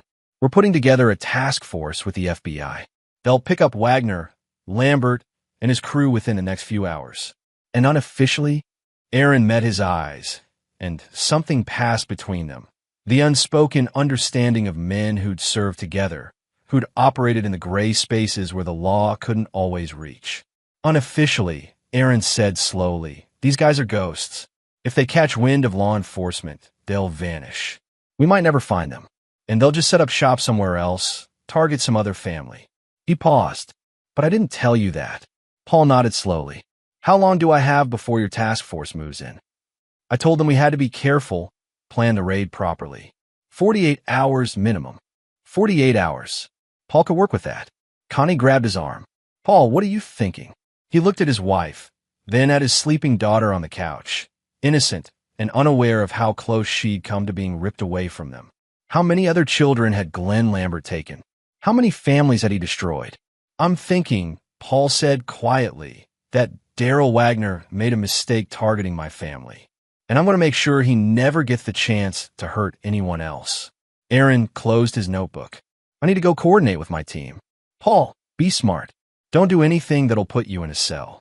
After Aaron left, Connie turned to Paul, her eyes searching his face. What are you planning? Paul pulled her close, kissing her forehead. I'm planning to protect our family. That's all. But in his mind, a plan was already forming. Cold, methodical, and absolutely ruthless. Glenn Lambert wanted to play predator? Fine. Paul Kemp would show him what it felt like to be prey. Chapter 3. The Hunter Becomes Hunted. The next morning, Paul sat in his home office with 3 laptops open and a secure satellite phone on his desk. Leftover equipment from his intelligence days that he'd kept, just in case. Emma was safely at her grandmother's house in Boulder, and Connie was at the newspaper office, maintaining appearances while feeding him information. Paul had spent the entire night working, and now he had a complete picture of Glenn Lambert's operation. It was more sophisticated than he'd expected. Lambert had been running this kidnapping scheme for 7 years, not 5. The earlier cases had simply never been connected. He'd worked his way across the Southwest, each time creating a new identity, insinuating himself into wealthy communities through marriages or business partnerships, and then striking at vulnerable targets during social events where security was lax. His crew consisted of 3 men: Roy Snow, the Muscle, Eddie Gorman, a tech specialist who handled communications and surveillance, and Marshall Hurd, a former paramedic who kept the victims sedated during transport. They were all professionals with prior criminal records ranging from armed robbery to assault. Michelle was the weak link. Paul's sister had genuinely fallen for Lambert's charm, had no idea who she'd married until 2 days ago when she'd accidentally discovered the burner phone. Lambert had threatened to kill her if she talked, but she'd called Connie anyway, a last-ditch attempt at warning them that she'd lost the courage to follow through on. Paul felt a complex mix of emotions toward his sister. Anger, yes. Betrayal, but also pity. She was a victim too, in her own way. Still, she'd stayed silent. She'd let them bring Emma to that party. That couldn't be forgiven. Not yet. Paul's phone buzzed. A text from Aaron. FBI raid scheduled for tomorrow morning, 6 a.m. They're watching the house now. Don't make waves. Paul deleted the message and made his own call. It was answered on the second ring. Kemp, didn't expect to hear from you. The voice on the other end belonged to Gene Fleming, a former CIA operative who'd gone private sector. He ran a security consultation firm that operated in the shadows, providing services that law enforcement couldn't or wouldn't touch. I need a favor, Fleming. Must be serious if you're calling him markers. Life or death. Paul explained the situation in clinical terms, leaving emotion out of it. Fleming listened without interrupting. So you want me to what? Exactly? Fleming asked when Paul finished. I want you to spook them. Make Lambert think his operation is compromised, but not by law enforcement. Make him think a rival crew is moving in on his territory. Fleming was quiet for a moment. You want to flush them out. I want them scared and desperate. Desperate people make mistakes. And then I'll be waiting. Fleming chuckled darkly. You've got 48 hours before the FBI moves. I can have my team in position by tonight. But Kemp, this kind of operation doesn't come cheap. Bill me. I don't care what it costs. Done. Send me everything you have on Lambert and his crew. Paul transferred the files and hung up. Then he made a second call, this one to a local number. Paul. Michelle's voice was small, frightened. We need to talk. In person. Today. I can't. Daryl doesn't let me go anywhere without. Your husband is a kidnapper and a murderer, Paul said flatly. And you knew he was planning to take my daughter. So yes, Michelle, you can find a way to meet me, or I can tell Aaron Sullivan that you're an accessory to attempted kidnapping. Silence. Then, quietly, where? The old warehouse district near Union Station. Abandoned building on Wawata Street. 1 hour. Come alone. Paul hung up before she could respond. He knew Michelle would come. She was too desperate, too guilty, too scared not to. 60 minutes later, Paul stood in the shadows of an abandoned warehouse, watching his sister climb out of her BMW and look around nervously. She'd aged 10 years in the last few months, her face gaunt and her eyes hollow. When she saw Paul emerge from the building, she flinched. Paul, I'm so sorry. I wanted to warn you. I tried to. Stop. Paul's voice cut through her excuses like a blade. You let me bring my 5-year-old daughter to a house where men were planning to kidnap her. You sat there serving cake while your husband arranged for our family to be torn apart. Don't talk to me about trying. Michelle's face crumpled. He said he'd kill me. He said if I told anyone, he'd make it look like an accident. Paul, you don't understand what he's capable of. Actually, I do. Better than you. Paul pulled out his phone and showed her photos of the Moreno family, the disappeared parents and child from Houston. Your husband killed these people, and at least 8 others across 3 states. He's a monster, Michelle, and you protected him. I was scared. So was I. But I didn't stand by while someone threatened my family. Paul's eyes were cold. Here's what's going to happen. You're going to help me. Help you do what? Take him down. Permanently. Michelle shook her head frantically. I can't. If Daryl finds out I'm talking to you. He won't. Because you're going to act normal. You're going to go home, and you're going to tell him everything's fine. And tonight, when his crew shows up to discuss their next job, you're going to unlock the back door. Paul, no. I can't. Yes, you can. Paul stepped closer, his voice dropping to a lethal whisper. Because if you don't, I'll make sure the FBI knows you were complicit in attempted kidnapping. You'll go to prison, Michelle. You'll lose everything. Or, he paused. You can help me stop them, and maybe, I'll let you disappear afterward. New name, new life, somewhere Daryl's friends can never find you. Your choice. Michelle stared at him, tears streaming down her face. Paul felt no sympathy. His sister had made her choices. Now she'd have to live with the consequences. What are you going to do? She whispered. Whatever it takes to make sure they never hurt another family. Michelle closed her eyes. When she opened them, something had shifted. Resignation, maybe, or desperate hope. Okay, she breathed. Okay, what do you need me to do? Paul smiled. It wasn't a kind smile. First, you're going to tell me everything about Daryl's operation. Every detail, every meeting place, every plan, every weakness. And then, Paul pulled out a small device from his pocket, a listening bug. You're going to wear this. For the next hour, Michelle talked. She told Paul about the storage unit where Lambert kept surveillance equipment, about the cabin in the mountains where they'd planned to take Emma, about Roy Snow's temper, Eddie Gorman's gambling debts, Marshall Hurd's addiction to prescription pills. She told him about Lambert's paranoia, his escape plans, his contacts. And most importantly, she told him about the meeting scheduled for tonight at 10 p.m. All 4 crew members would be at the house to discuss moving up their timeline because of Michelle's suspicious behavior. They were getting nervous. Good. Nervous criminals made mistakes. When Michelle finally left, Paul sat alone in the warehouse and called Aaron Sullivan. I need you to delay the FBI raid Paul said. Paul, I can't. 24 hours. That's all I'm asking. Tell them you need more surveillance, more evidence. Something. Aaron was quiet for a long moment. What are you planning? Justice. The kind that sticks. Paul, if you cross certain lines. I'm not going to kill anyone, Aaron. I'm just going to make sure that when your FBI raid happens, they find enough evidence to bury Lambert and his crew for life. Evidence that can't be disputed or lawyered away. And how are you going to get that evidence? Paul smiled grimly. By giving them exactly what they want. A target they can't resist. He hung up before Aaron could argue further. By nightfall, Paul had assembled everything he needed. Surveillance equipment, tactical gear from his Army days, and one more critical piece of the puzzle. Gene Fleming's team was in position around Michelle's house, waiting for Paul's signal. At 9:45 p.m., Paul sent Michelle a text. Back door. Leave it unlocked. At 10 p.m., Lambert's crew began arriving at the house. Roy Snow's pickup truck, Eddie Gorman's van, and Marshall Hurd's sedan. Paul watched from across the street through night vision binoculars. At 10:15 p.m., Paul slipped through Michelle's back door. The game was in motion, and Glenn Lambert was about to learn that Paul Kemp wasn't prey. He was the apex predator. Chapter 4. Inside the Lion's Den.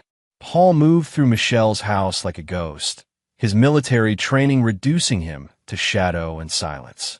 The listening device on Michelle was transmitting perfectly.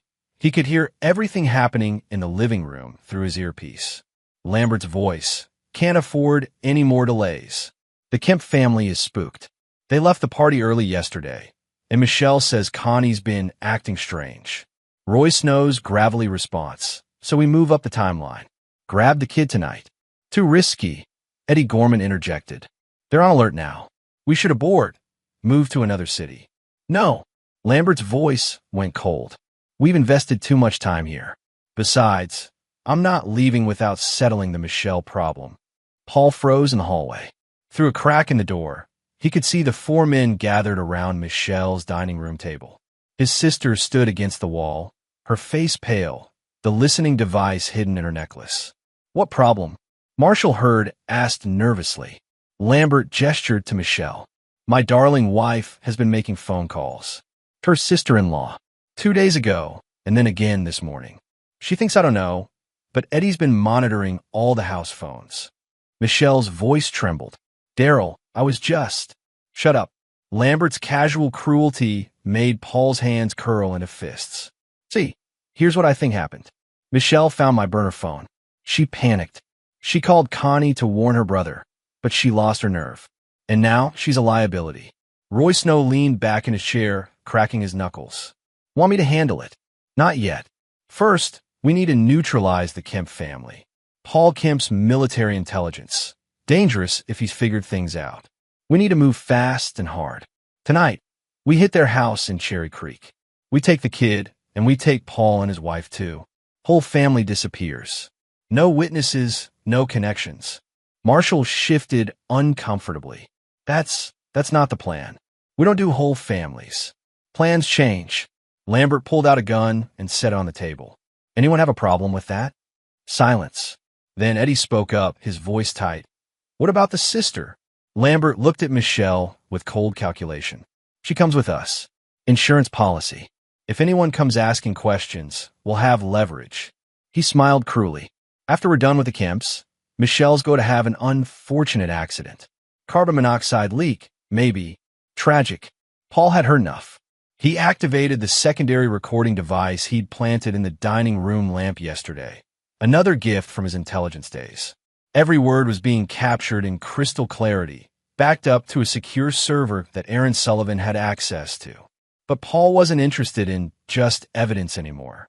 These men were planning to kill his entire family tonight. The FBI raid wouldn't happen for another 30 hours. Aaron Sullivan couldn't help him. This had to end now. Paul sent a text to Gene Fleming. Execute Phase 1. 30 seconds later, all the lights in Michelle's house went dead. What the hell? Eddie Gorman jumped up. Lambert's voice stayed calm. Gorman, check the breaker.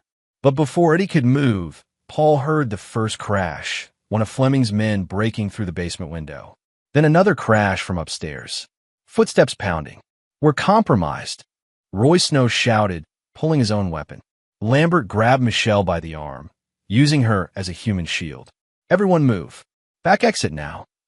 But Paul was already blocking the back door, stepping out of the shadows with his own weapon, a Glock 19 from his army days, legally registered and ready. Nobody moves, Paul said quietly. For guns swung toward him. Paul didn't flinch. Paul! Michelle screamed. Lambert's eyes widened in recognition, then narrowed with calculation. Kemp, should have known you'd be a problem. You threatened my daughter, Paul said, his voice absolutely level. That was your first mistake. Your second was thinking you could kill my family and walk away. Roy Snow raised his gun. Drop it, or I'll... The shot came from a window, Gene Fleming's sniper putting a round through the ceiling 6 inches from Roy's head. The big man dropped to the floor, cursing. Here's how this works. Paul continued, as if nothing had interrupted him. My people have this house surrounded. You're not leaving. The question is whether you leave in handcuffs or body bags. Lambert's jaw tightened. He pressed his gun to Michelle's temple. Or I kill your sister and shoot my way out. Paul's expression didn't change. Go ahead. Michelle's sob was desperate. Paul, please. She knew you were planning to kidnap Emma, Paul said coldly. She let us walk into your trap anyway. She made her choice. So if you want to kill her, Lambert, that's between you and your conscience. But it doesn't change your situation. Lambert's mask of control slipped for just a moment. Surprise, maybe even respect. He'd expected Paul to negotiate, to cave. Instead, Paul was calling his bluff. You're not a cop, Lambert said. You're one man. What's your play here, Kemp? Paul smiled. My play is simple. I prove what you are. I get every single detail of your operation on record. And then I make sure you spend the rest of your life in a cell, thinking about all the families you destroyed. Evidence won't stick. I'm too careful. Are you? Paul gestured around the room. You just discussed murder in my family. Every word was recorded. The device in Michelle's necklace, transmitting to Denver PD. The bug in that lamp, backed up to federal servers. And those men attacking the house? Private security contractors who've been documenting every entrance and exit of this property for the last 6 hours. We have video of your crew arriving with weapons. We have your burner phones. We have everything. Eddie Gorman's face went white. You set us up. I gave you enough rope to hang yourselves, Paul corrected. See, here's what you don't understand about men like me. We don't just react. We plan. We anticipate. And we don't stop until the job is done right. Lambert's grip on Michelle tightened. You think you're smart? You think this is over? I have connections, Kemp. People who'll make sure I walk free, and people who'll make sure your family suffers for this. No, Paul said. You don't. He nodded toward the window. Gene Fleming and 2 of his men entered through the shattered glass, weapons trained on Lambert's crew. At the same time, the front door burst open. Aaron Sullivan and 3 Denver PD officers, badges visible. Denver police. Drop your weapons. Roy Snow threw down his gun immediately, hands up. Marshall Hurd followed suit, his face pale and sweating. Eddie Gorman just stood there, shaking. Lambert was the last holdout, his gun still pressed to Michelle's head. I'll kill her. I swear I'll. Paul shot him. Not a killing shot. That would have been too easy, too merciful. Paul put a round through Lambert's right shoulder, precisely placed to sever muscle without hitting arteries. The gun clattered from Lambert's nerveless fingers, and Michelle scrambled away. Aaron Sullivan's shout came a second too late. Kemp, stand down. Lambert collapsed to his knees, clutching his shoulder, blood seeping between his fingers. Paul stood over him, weapon still raised. That's for planning to take my daughter, Paul said softly. The rest of your punishment? That's going to last decades. Aaron moved in quickly, kicking Lambert's gun away and snapping handcuffs on him. Paul, you just shot an unarmed suspect. He was armed and holding a hostage. I defended my sister's life. Paul's voice was calm, rehearsed. You saw it. Your officers saw it. Fleming's team saw it. Self-defense. Aaron met his eyes. After a long moment, he nodded slightly. Everyone saw it. Suspect was armed and dangerous, holding a hostage. Officer involved shooting was justified. The other cops moved in, securing Roy, Eddie, and Marshall. Michelle sat on the floor, sobbing uncontrollably. Paul holstered his weapon and crouched beside her. "It's over," he said quietly. "I'm so sorry," Michelle choked out. "I'm so sorry, Paul. I should have." Later, Paul stood up. "Right now, you're going to need to give a full statement. Every detail of Lambert's operation, every victim you know about, every contact he had. You cooperate completely, and maybe the DA will go easy on you." "Maybe." Michelle nodded frantically. Aaron pulled Paul aside. "We found the storage unit, surveillance equipment, burner phones, records of previous kidnappings. There's enough evidence here to connect Lambert to at least 6 major cases. The FBI is going to be very happy with you." "I don't care about the FBI being happy. I care about my family being safe." "They are. This crew is done." Aaron lowered his voice. "But Paul, shooting Lambert, that was risky. If any of my officers had seen it differently." "But they didn't." Paul's eyes were hard. "And Lambert will spend the rest of his life remembering that he tried to hurt my family, and he failed." Sometimes justice isn't about prison sentences.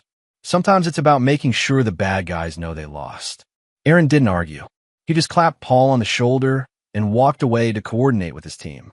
Gene Fleming approached, his expression unreadable. "Hell of a gambit, Kemp. You know they could have killed you. They could have tried." Paul watched as paramedics loaded Lambert into an ambulance, still conscious and glaring at him with naked hatred. "But I had the advantage." "What advantage?" "I had everything to lose. They just had everything to gain." That's the difference between a hunter and a protector. A hunter stops when the game gets too dangerous. A protector never stops. Fleming nodded slowly. "You need anything else from me?" "Send me the bill." "And Fleming?" "Thanks." "Don't thank me. Thank your wife. She's the one who found all this." Fleming gestured to the chaos around them. "Cops, evidence techs, the whole operation. Smart woman you've got there. Smartest decision I ever made was marrying her."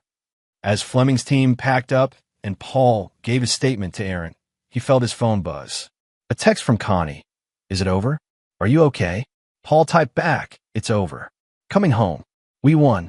But as he looked around at the wreckage, at his sister's tear-stained face, at the blood on the floor, at the lives forever changed by one man's greed and cruelty, Paul realized that winning was more complicated than he'd thought. Glenn Lambert and his crew were going to prison. Emma was safe. The immediate threat was neutralized. But there were more battles to come. Lambert had mentioned connections, people who would come looking for revenge. And Michelle, his sister, would have to live with her choices, her cowardice for the rest of her life. The war wasn't over. This was just the first victory. Paul Kemp was ready for whatever came next. Chapter 5. The Reckoning Begins. The interrogation room at Denver PD was sterile and cold, the fluorescent lights buzzing overhead. Glenn Lambert.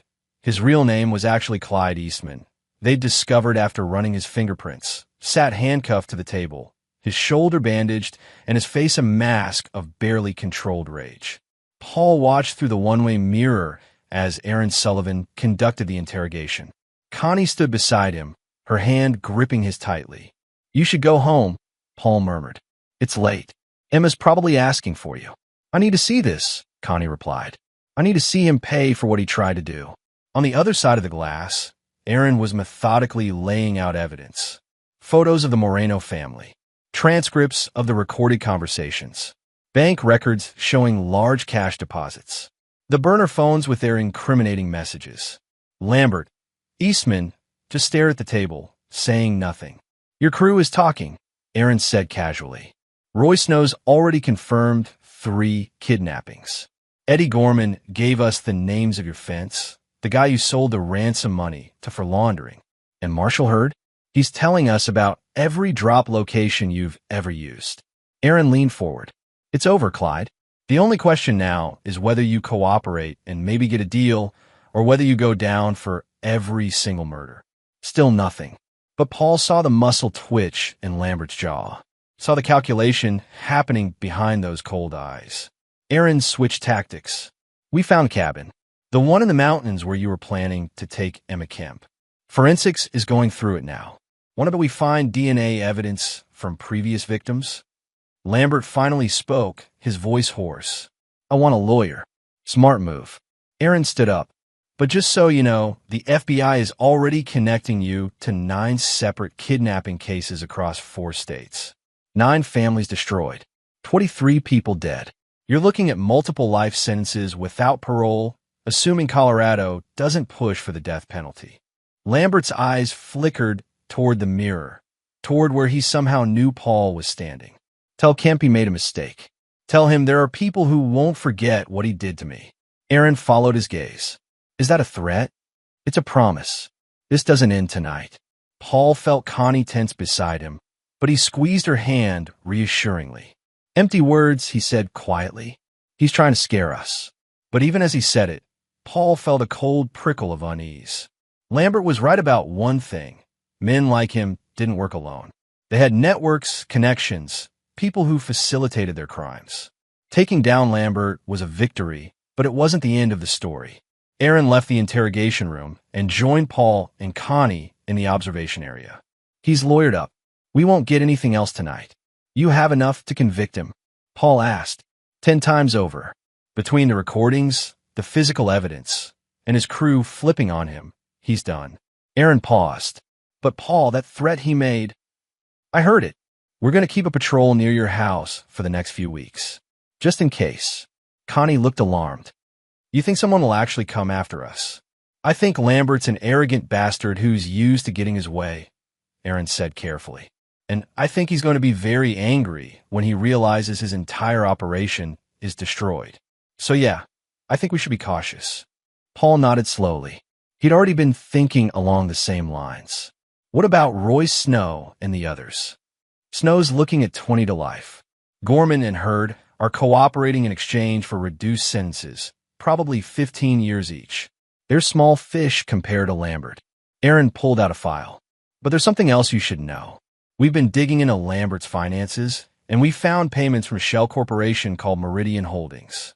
Regular deposits, every month, going back 3 years. What's Meridian Holdings? That's the interesting part. It's owned by a man named Jeffrey Leon. Ever heard of him? Paul shook his head, but something about the name triggered a memory. Wait, Jeffrey Leon. Isn't he some kind of venture capitalist? I think I saw his name in the news a few months ago.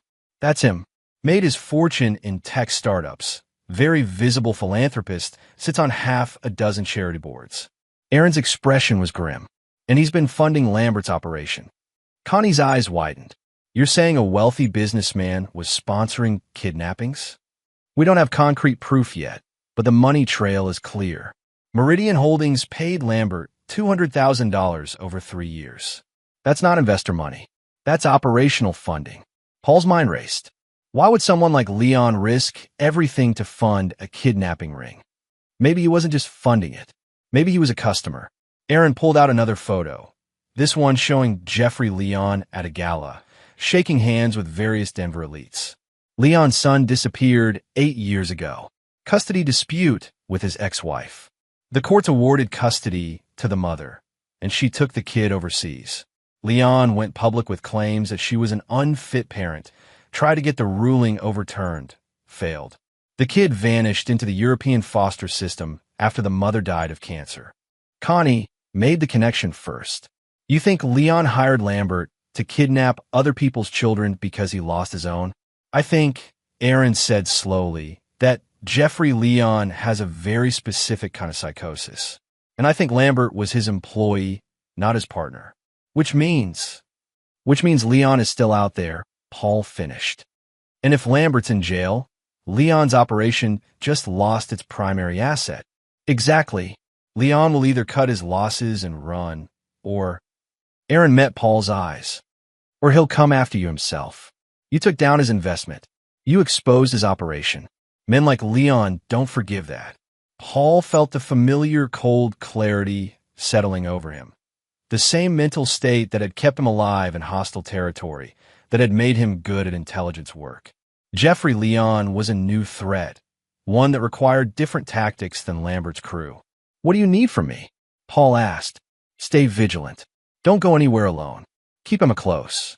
And if you see anything suspicious, anything, you call me immediately. Aaron hesitated. Paul, I know you're capable. I know what you did in the army. But Leon isn't some street criminal. He's wealthy, connected, and smart. If he comes after you, it won't be with guns and violence. It'll be legal, financial, political. He'll use the system against you. Then I'll beat him at his own game. Aaron shook his head. That's what I'm worried about. Don't let this become an obsession. You won. Lambert's going to prison. Your family is safe. Don't throw that away chasing ghosts. But Paul was already thinking 3 steps ahead. Jeffrey Leon was a ghost, a shadow financier who'd orchestrated crimes while maintaining a public facade of respectability. Taking him down would require more than physical confrontation.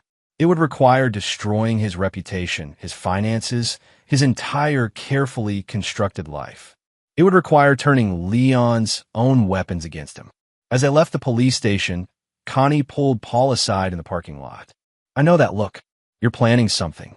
I'm planning to keep our family safe. Paul, Aaron's right. We won. Lambert's going to prison. We can move on with our lives. Can we?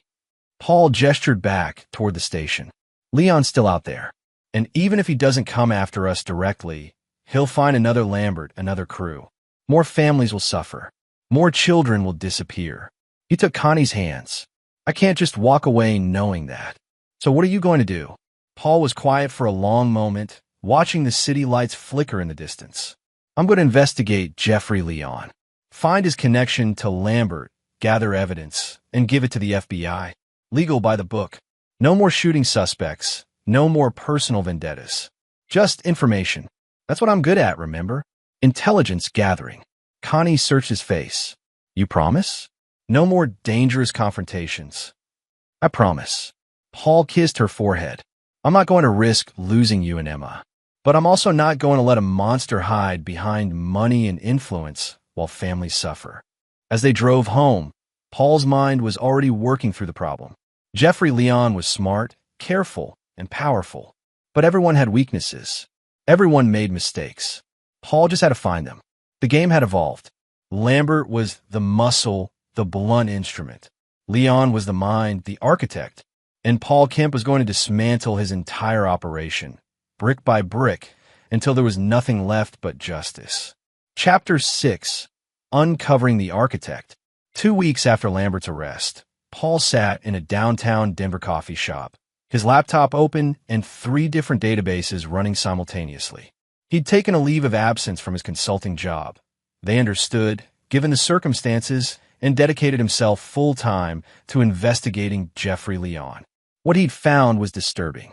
Jeffrey Leon wasn't just a wealthy businessman with a grudge. He was a calculated sociopath who'd built an empire on suffering. Meridian Holdings was just one of a dozen shell companies, each with different purposes. Some laundered money. Others facilitated illegal adoptions. And one, a company called Sanctuary Solutions, appeared to be running a private foster care network. A foster care network with no government oversight, no licensing, no accountability. Paul cross-referenced the locations of Sanctuary Solutions facilities with the kidnapping cases Aaron had connected to Lambert. The overlap was impossible to ignore. 6 of the 9 kidnapped children had last been seen in cities where Sanctuary Solutions operated facilities. They weren't just kidnapping children for ransom. They were keeping them. Paul felt sick. His phone buzzed. Aaron Sullivan. Tell me you've got something, Aaron said without preamble. More than something. I got a pattern. Paul sent over the files he'd compiled. Leon's not just funding kidnappings. He's running a shadow adoption ring. The families he targets, they're not just wealthy. They all have custody disputes, complicated family situations, or parents with criminal records. He takes the children, demands ransom, and then what? And then the children disappear into his foster network. New names, new identities, placed with families who pay Leon enormous fees for private adoptions. The ransoms were never the real goal. They were just a bonus. The real money is in selling the children. Aaron was quiet for a long moment. Jesus Christ, how many children are we talking about? Based on the financial records I've accessed, illegally, by the way, so you can't use any of this in court, I'd estimate at least 30 children over the last decade. Maybe more. Paul, if you've been hacking, I haven't hacked anything. I've just followed digital breadcrumbs. Notice patterns. Made connections. Paul's voice was hard. But here's the problem. Everything I've found is circumstantial. Leon's been very careful to keep himself insulated. Meridian Holdings pays Lambert. Sanctuary Solutions operates independently. There's no direct link between Leon and the crimes. Then how do we prove it? We don't. Not through traditional investigation. Paul closed his laptop. But I have an idea. It's risky, and you're not going to like it. I already don't like it. Leon's hosting a charity gala next week. Big donors, politicians, media coverage. He's raising money for, and I'm not making this up, child welfare organizations. The irony is almost funny. What's your plan? I'm going to attend. As a donor, get close to Leon, feel him out, see if I can get him to slip up. Paul, that's insane. Leon probably knows who you are by now. He knows you took down Lambert. You walk into that gala, you're putting a target on your back. I'm already a target. At least this way, I control the environment. Paul stood up, gathering his things. Listen, Aaron, I appreciate everything you've done, but the FBI's investigation is moving too slowly. By the time they have enough evidence to move on Leon, he'll have shut everything down and disappeared. This has to happen now. And if Leon tries to kill you, then I guess you'll have your probable cause. Aaron sighed heavily. You're going to do this regardless of what I say, aren't you? Yes. Fine. But you're wearing a wire. And I'm having plainclothes officers at that gala. You so much as look at me wrong, and I'm pulling you out. Deal. Paul hung up and headed home. Connie was waiting, and he knew she wouldn't be happy about his plan. But he also knew she'd understand, because Connie had been the one to dig into Lambert's background in the first place. She understood the need to stop monsters before they struck again. That night, as Emma slept peacefully in her room, Paul and Connie sat on their back porch, watching the stars. I don't like this, Connie said quietly. I know, Leon is dangerous. More dangerous than Lambert, because he's smarter. I know that too. And you're still going. Paul took her hand. I have to. If I just walk away and let Leon continue his operation, how many more families will suffer? How many more children will disappear? Connie was quiet for a long moment. Then she said, if you're going to do this, you need to be smarter than him. You need to anticipate his moves, plan for every contingency. I will. And you need backup. Not just Aaron. Real backup. Connie pulled out her phone and showed Paul a name, Rita Hammond. Who's Rita Hammond? Investigative reporter. Used to work for the Washington Post. Now she's freelance. She's been following Jeffrey Leon for 2 years. Tried to connect him to various illegal activities. She's got sources, resources, and motivation. I reached out to her yesterday. Paul raised an eyebrow. You've been investigating Leon too? Of course I have. You think I'd let you do this alone? Connie smiled slightly. Rita's going to be at the gala, undercover as a photographer. She'll be recording everything, gathering her own evidence. Between you, her, and Aaron's team, maybe we can actually nail this bastard. Paul pulled Connie close, overwhelmed with love for this fierce, brilliant woman. What would I do without you? Probably get yourself killed trying to be a hero. Connie kissed him. So don't be a hero. Be smart, be careful, and come home to us. Always. The week passed in a blur of preparation. Paul studied Jeffrey Leon's background, his associates, his patterns of behavior. He memorized faces, names, connections. He rehearsed his cover story. Wealthy consultant looking to diversify his portfolio, interested in Leon's venture capital firm, concerned about child welfare issues. He became someone Jeffrey Leon would want to know. The night of the gala, Paul dressed in an expensive suit and stood in front of the mirror, barely recognizing himself. He looked like one of them, the wealthy elite who glided through life without consequences. But underneath, he was still Paul Kemp, still a soldier, still a protector. And tonight, he was going to war. Chapter 7, The Gala. The Emerald Ballroom at the Denver Grand Hotel was a vision of opulence. Crystal chandeliers, ice sculptures, and enough champagne to float a yacht. The city's wealthiest citizens mingled in designer clothes, their laughter echoing off marble floors. At the center of it all, Jeffrey Leon held court like a king, shaking hands and accepting praise for his generous contributions to child welfare. Paul, felt revulsion twist in his gut, but he kept his expression neutral as he entered, showing his forged invitation to the security guards. The wire taped to his chest was barely noticeable under his tailored shirt, transmitting every sound to Aaron Sullivan's team in a van 3 blocks away. A waiter offered champagne. Paul took a glass he wouldn't drink. Rita Hammond was easy to spot. She moved through the crowd with a professional camera, snapping photos of donors, her press credentials hanging from her neck. She didn't acknowledge Paul, but he caught her brief nod. She was in position. Now came the hard part, getting close to Jeffrey Leon. Paul circulated, making small talk with other attendees, dropping carefully prepared comments about looking for philanthropic opportunities and concerns about vulnerable children. Within 15 minutes, a tall man in his 60s approached. Albert Hickman, according to Paul's research, Leon's business partner and chief financial officer.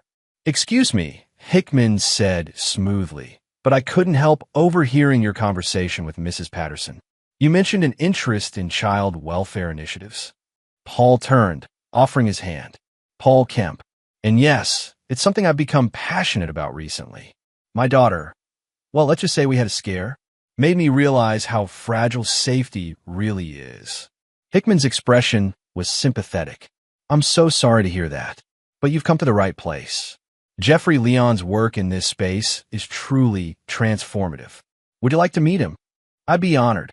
Hickman led Paul across the ballroom. As they approached, Jeffrey Leon turned, and Paul got his first close look at the man who'd orchestrated so much suffering. Leon was in his late 50s, tall and distinguished with silver hair and sharp blue eyes that assessed Paul in an instant. His suit probably cost more than Paul's car. His smile was practiced perfection, warm but not too warm, interested but not desperate. "Jeffrey, I'd like you to meet Paul Kemp. He's interested in our child welfare programs." Leon's handshake was firm, his eyes calculating. "Mr. Kemp, Albert tells me you have a daughter. 5 years old. Emma." Something flickered across Leon's face, too fast to identify, but Paul caught it. Recognition, maybe, or interest. "Children are our most precious resource," Leon said smoothly. "It's why I've dedicated so much of my fortune to ensuring their safety and well-being. Too many children fall through the cracks of our broken foster system." "I couldn't agree more," Paul said, playing his part. "In fact, I've been researching various organizations, and your Sanctuary Solutions came up repeatedly. Very impressive work." Leon's eyes sharpened slightly. "You've heard of Sanctuary Solutions? Most people don't know about our smaller subsidiaries." Paul shrugged casually. "I do my homework before I invest. Sanctuary Solutions seems to operate very efficiently. Private foster placements, minimal government interference. Must be quite profitable." It was a calculated risk, hinting that he knew more than he should. Leon studied him for a long moment. "Profitable isn't the word I'd use," Leon said carefully. "But yes, we've been successful in placing children with families who genuinely want them. Sometimes the system is too slow, too bureaucratic. Children suffer while paperwork sits on desks." He leaned slightly closer. "Tell me, Mr. Kemp, what exactly is your interest in child welfare? Are you looking— Let's just say I'm looking to ensure my daughter grows up in a world where children are safe, where families are protected from threats." Leon's smile never wavered, but his eyes went cold. "What kind of threats?" Paul met his gaze steadily. "The kind that hide in plain sight. The kind that prey on vulnerable families while pretending to help them." The air between them crackled with tension. Albert Hickman looked confused, sensing something he didn't understand. "Jeffrey," Hickman said nervously, "perhaps we should—" "It's fine, Albert." Leon never broke eye contact with Paul. "Mr. Kemp, why don't we discuss this in my office? I have some materials about Sanctuary Solutions that might interest you. More detailed than what's publicly available." It was a test, maybe a threat. Paul nodded. "I'd like that." Leon gestured toward a private corridor off the main ballroom. As they walked, Paul caught Rita Hammond's eye. She was following at a distance, camera ready. Paul touched his chest briefly, signaling the wire was active. Leon's office was actually a suite on the top floor, accessible by private elevator. Hickman tried to follow, but Leon waved him off. "This will just be a moment, Albert. Make sure our other guests are taken care of. The elevator ride was silent. When they reached the suite, Leon poured himself a scotch without offering one to Paul, a subtle power play. So, Leon said, turning to face him fully, let's stop playing games. You're Paul Kemp, the man who took down Clyde Eastman, formerly known as Glenn Lambert, the man who destroyed one of my most valuable assets. Paul's expression didn't change. Your asset was planning to kidnap my daughter. That tend to make a man take action. Lambert was careless. Greedy. He should have stuck to the parameters I gave him. Leon swirled his scotch. But you're different. Military intelligence background. Smart. Resourceful. You could have just gone to the police, but instead you set an elaborate trap. Impressive. I did what I had to do to protect my family. And now you're here, wearing a wire, trying to get me to confess to crimes I've been careful never to commit directly. Leon smiled. Yes, Mr. Kemp, I know about the wire. I have excellent security. Your little recording will show nothing except a concerned philanthropist discussing child welfare with a potential donor. Paul's heart raced, but he kept his voice steady. Then why did you bring me up here? Because I wanted to meet the man who caused me such inconvenience. And because I want to make you an offer. I'm not interested in anything you're selling. Not even your sister's life. Paul froze. Leon's smile widened. Michelle Wagner is currently being held in protective custody. Yes. Testifying against her husband, cooperating with the FBI. But protective custody isn't perfect. Accidents happen. Witnesses disappear. And you, Leon stepped closer. You go back to your happy life with your wife and daughter, and you forget you ever heard the name Jeffrey Leon. Or Michelle has an unfortunate incident, and then perhaps your wife has a car accident, and then you're threatening my family. Paul's voice was ice. I'm offering you a choice. Walk away, and everyone lives. Keep pushing, and everyone you love suffers. Leon set down his scotch. I have resources you can't imagine. I have people in law enforcement, in the courts, in government. You think you can touch me? You're a gnat trying to fight a hurricane. Paul pulled out his phone, not the one transmitting to Aaron, but a second device. He showed Leon the screen. It displayed a file directory full of documents, financial records, communications.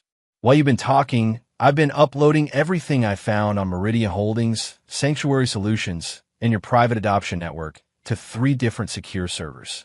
One belongs to the FBI, one belongs to the Washington Post, and one belongs to an anonymous whistleblower site that publishes everything automatically if I don't check in every hour.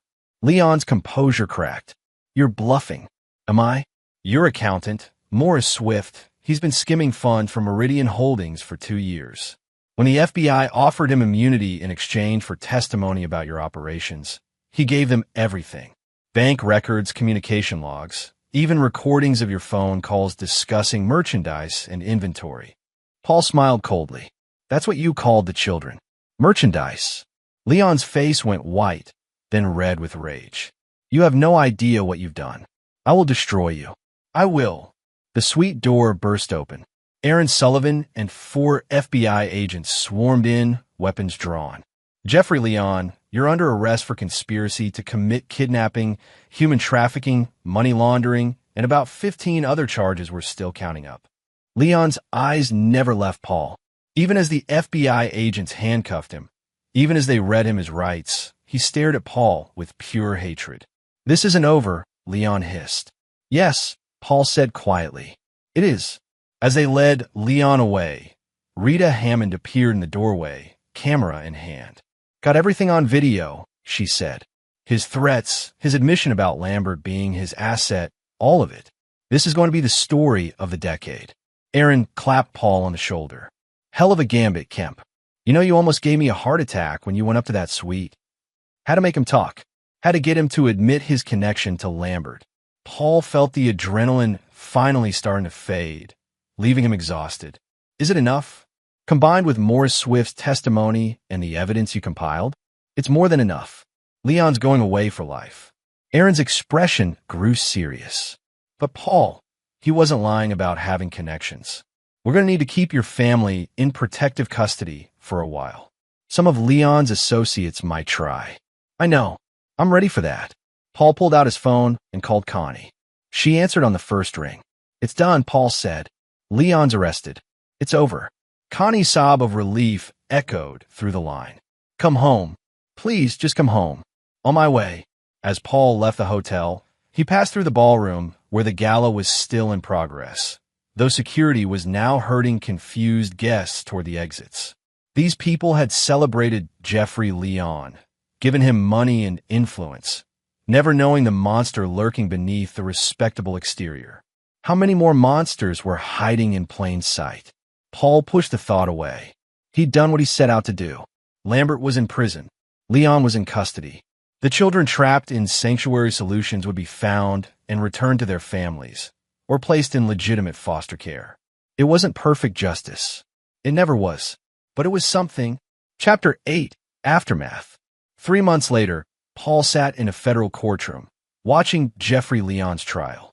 The prosecution had presented an airtight case. Morris Swift's testimony, the financial records, the recordings, Rita Hammond's video of Leon threatening Paul and admitting his connection to Lambert. The jury deliberated for less than 4 hours. Guilty on all counts. As they led Leon away, he didn't look at Paul. He didn't look at anyone. His empire had crumbled, his reputation destroyed, his carefully constructed facade shattered. Sanctuary Solutions had been raided, revealing 12 children held in illegal custody. All had been returned to their biological families or placed in legitimate foster care. Lambert, Clyde Eastman, had already been sentenced to 6 consecutive life terms without parole. Roy Snow got 25 years. Eddie Gorman and Marshall Hurd, who'd cooperated extensively, got 15 each. Michelle had testified against all of them, her voice shaking but steady. In exchange, the DA had agreed to probation and mandatory therapy. She'd moved to California, started a new life. Paul had spoken to her once, briefly. Maybe someday they'd rebuild their relationship. Maybe not. Some wounds didn't heal. Connie squeezed Paul's hand as they left the courthouse. Emma walked between them, chattering about kindergarten and her new friends, blissfully unaware of how close she'd come to being taken from them. "It's really over?" Connie asked quietly. "It's really over." Paul looked at his wife, his daughter, his family. "We can go back to normal life now." "Normal?" Connie laughed softly. "I'm not sure we'll ever be normal again." She was right. The experience had changed them all. Paul found himself more vigilant, more aware of threats. Emma had nightmares sometimes, even though she didn't really understand what had happened. And Connie had developed a healthy paranoia about strangers and social gatherings. But they were together. They were safe. And that was enough. That evening, Paul received an unexpected visitor. Jean Fleming stood on the doorstep, looking slightly uncomfortable in civilian clothes. "Fleming, didn't expect to see you again. Wanted to check in. Make sure you and yours were doing all right." Fleming handed him an envelope. "Also wanted to give you this." Paul opened it. Inside was a check for the full amount Paul had paid Fleming's team, plus extra. "I don't understand. Leon's assets were seized. Some of that money went to victim compensation. Your name came up. The judge agreed that you deserved reimbursement for the costs you incurred protecting your family and taking down Leon's operation." Fleming shrugged. "Plus, I added a little extra. Combat bonus." Paul tried to hand it back. "I didn't do this for money." "I know, but take it anyway. Put it toward Emma's college fund, or donate it to actual child welfare organizations. Just don't refuse it out of principle. You earned it." After Fleming left, Paul stood in his driveway, holding the check and thinking about everything that had happened. He'd gone from a peaceful birthday party to a war against kidnappers and human traffickers.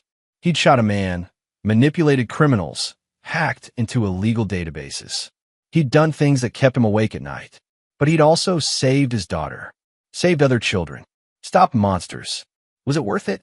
The moral compromises, the danger, the trauma? Paul looked through the window at Connie and Emma, laughing over some cartoon on TV. Safe, happy, together. Yeah, it was worth it. Chapter 9, New Beginnings. 6 months after Jeffrey Leon's conviction, life had settled into something resembling normalcy. Emma was thriving in first grade. Connie had written a book about the case, carefully sanitized to protect Emma's identity, that had become a bestseller, raising awareness about child trafficking. Paul had returned to his consulting work, though he'd also started volunteering with legitimate child advocacy groups. Aaron Sullivan had been promoted to lieutenant. Rita Hammond had won a Pulitzer for her investigative reporting on Leon's network. Maura Swift was in witness protection somewhere, living under a new name. And Paul was learning to sleep through the night again. It was Emma's 6th birthday party, a small gathering in their backyard, just a few close friends and family. No distant relatives, no brother-in-law, just people they trusted. As Paul flipped burgers on the grill, he felt a hand on his shoulder. Aaron Sullivan, off-duty and carrying a beer. Hell of a year, huh? Aaron said, "That's one way to put it. I've been meaning to ask. Any regrets? About how you handled things?" Paul considered the question. He'd broken laws, manipulated people, shot someone. He'd walked right up to the line of vigilantism and maybe crossed it a few times. "No," he finally said. "I did what I had to do, what the system couldn't do fast enough. If I'd waited for proper channels, for warrants and investigations, Emma would be gone. Other children would have suffered. So no, I don't regret it." Aaron nodded slowly. "Good, because between you and me, the FBI's been getting inquiries. Other families whose children were targeted by similar networks. Trafficking rings that the system hasn't been able to crack." He pulled out a card with a phone number. "If you ever wanted to help out, unofficially, there are people who could use someone with your particular skill set." Paul stared at the card. Was Aaron seriously suggesting he become some kind of vigilante consultant? A person who operated in the shadows, outside the law, to take down criminals the system couldn't touch. "Think about it," Aaron said. "No pressure. But the world needs more people like you, Kemp. People who'll actually do something when monsters come knocking." As Aaron walked away, Paul pocketed the card. He wouldn't use it. He had a family to protect, a life to live. He couldn't become someone who spent all his time hunting criminals. Could he? Emma's laugh echoed across the yard as she opened presents with her friends. Connie caught his eye and smiled, mouthing "I love you." Paul smiled back. This was what mattered. This moment, this life, this family. But as the party continued, as Emma blew out candles and made wishes, Paul felt the weight of the card in his pocket. Felt the knowledge that there were more Jeffrey Leons out there. More children in danger. More families who needed someone to stand between them and the monsters. Maybe not now. Maybe not soon. But someday, if another family needed help, Paul Kemp would be ready. Because that's what protectors did. They never stopped. They never quit. They stood in the gap between the innocent and the evil, and they paid whatever price was necessary to keep the darkness at bay. And if that made him a vigilante, a criminal, a man who broke the rules, so be it. Some rules were meant to be broken. Some lines were meant to be crossed. And some victories were worth any cost. As the sun set over his backyard, over his family's laughter and joy, Paul made himself a promise. He would never let anyone threaten his family again. And if he could help it, he'd never let anyone threaten any family again. The monsters of the world had been warned.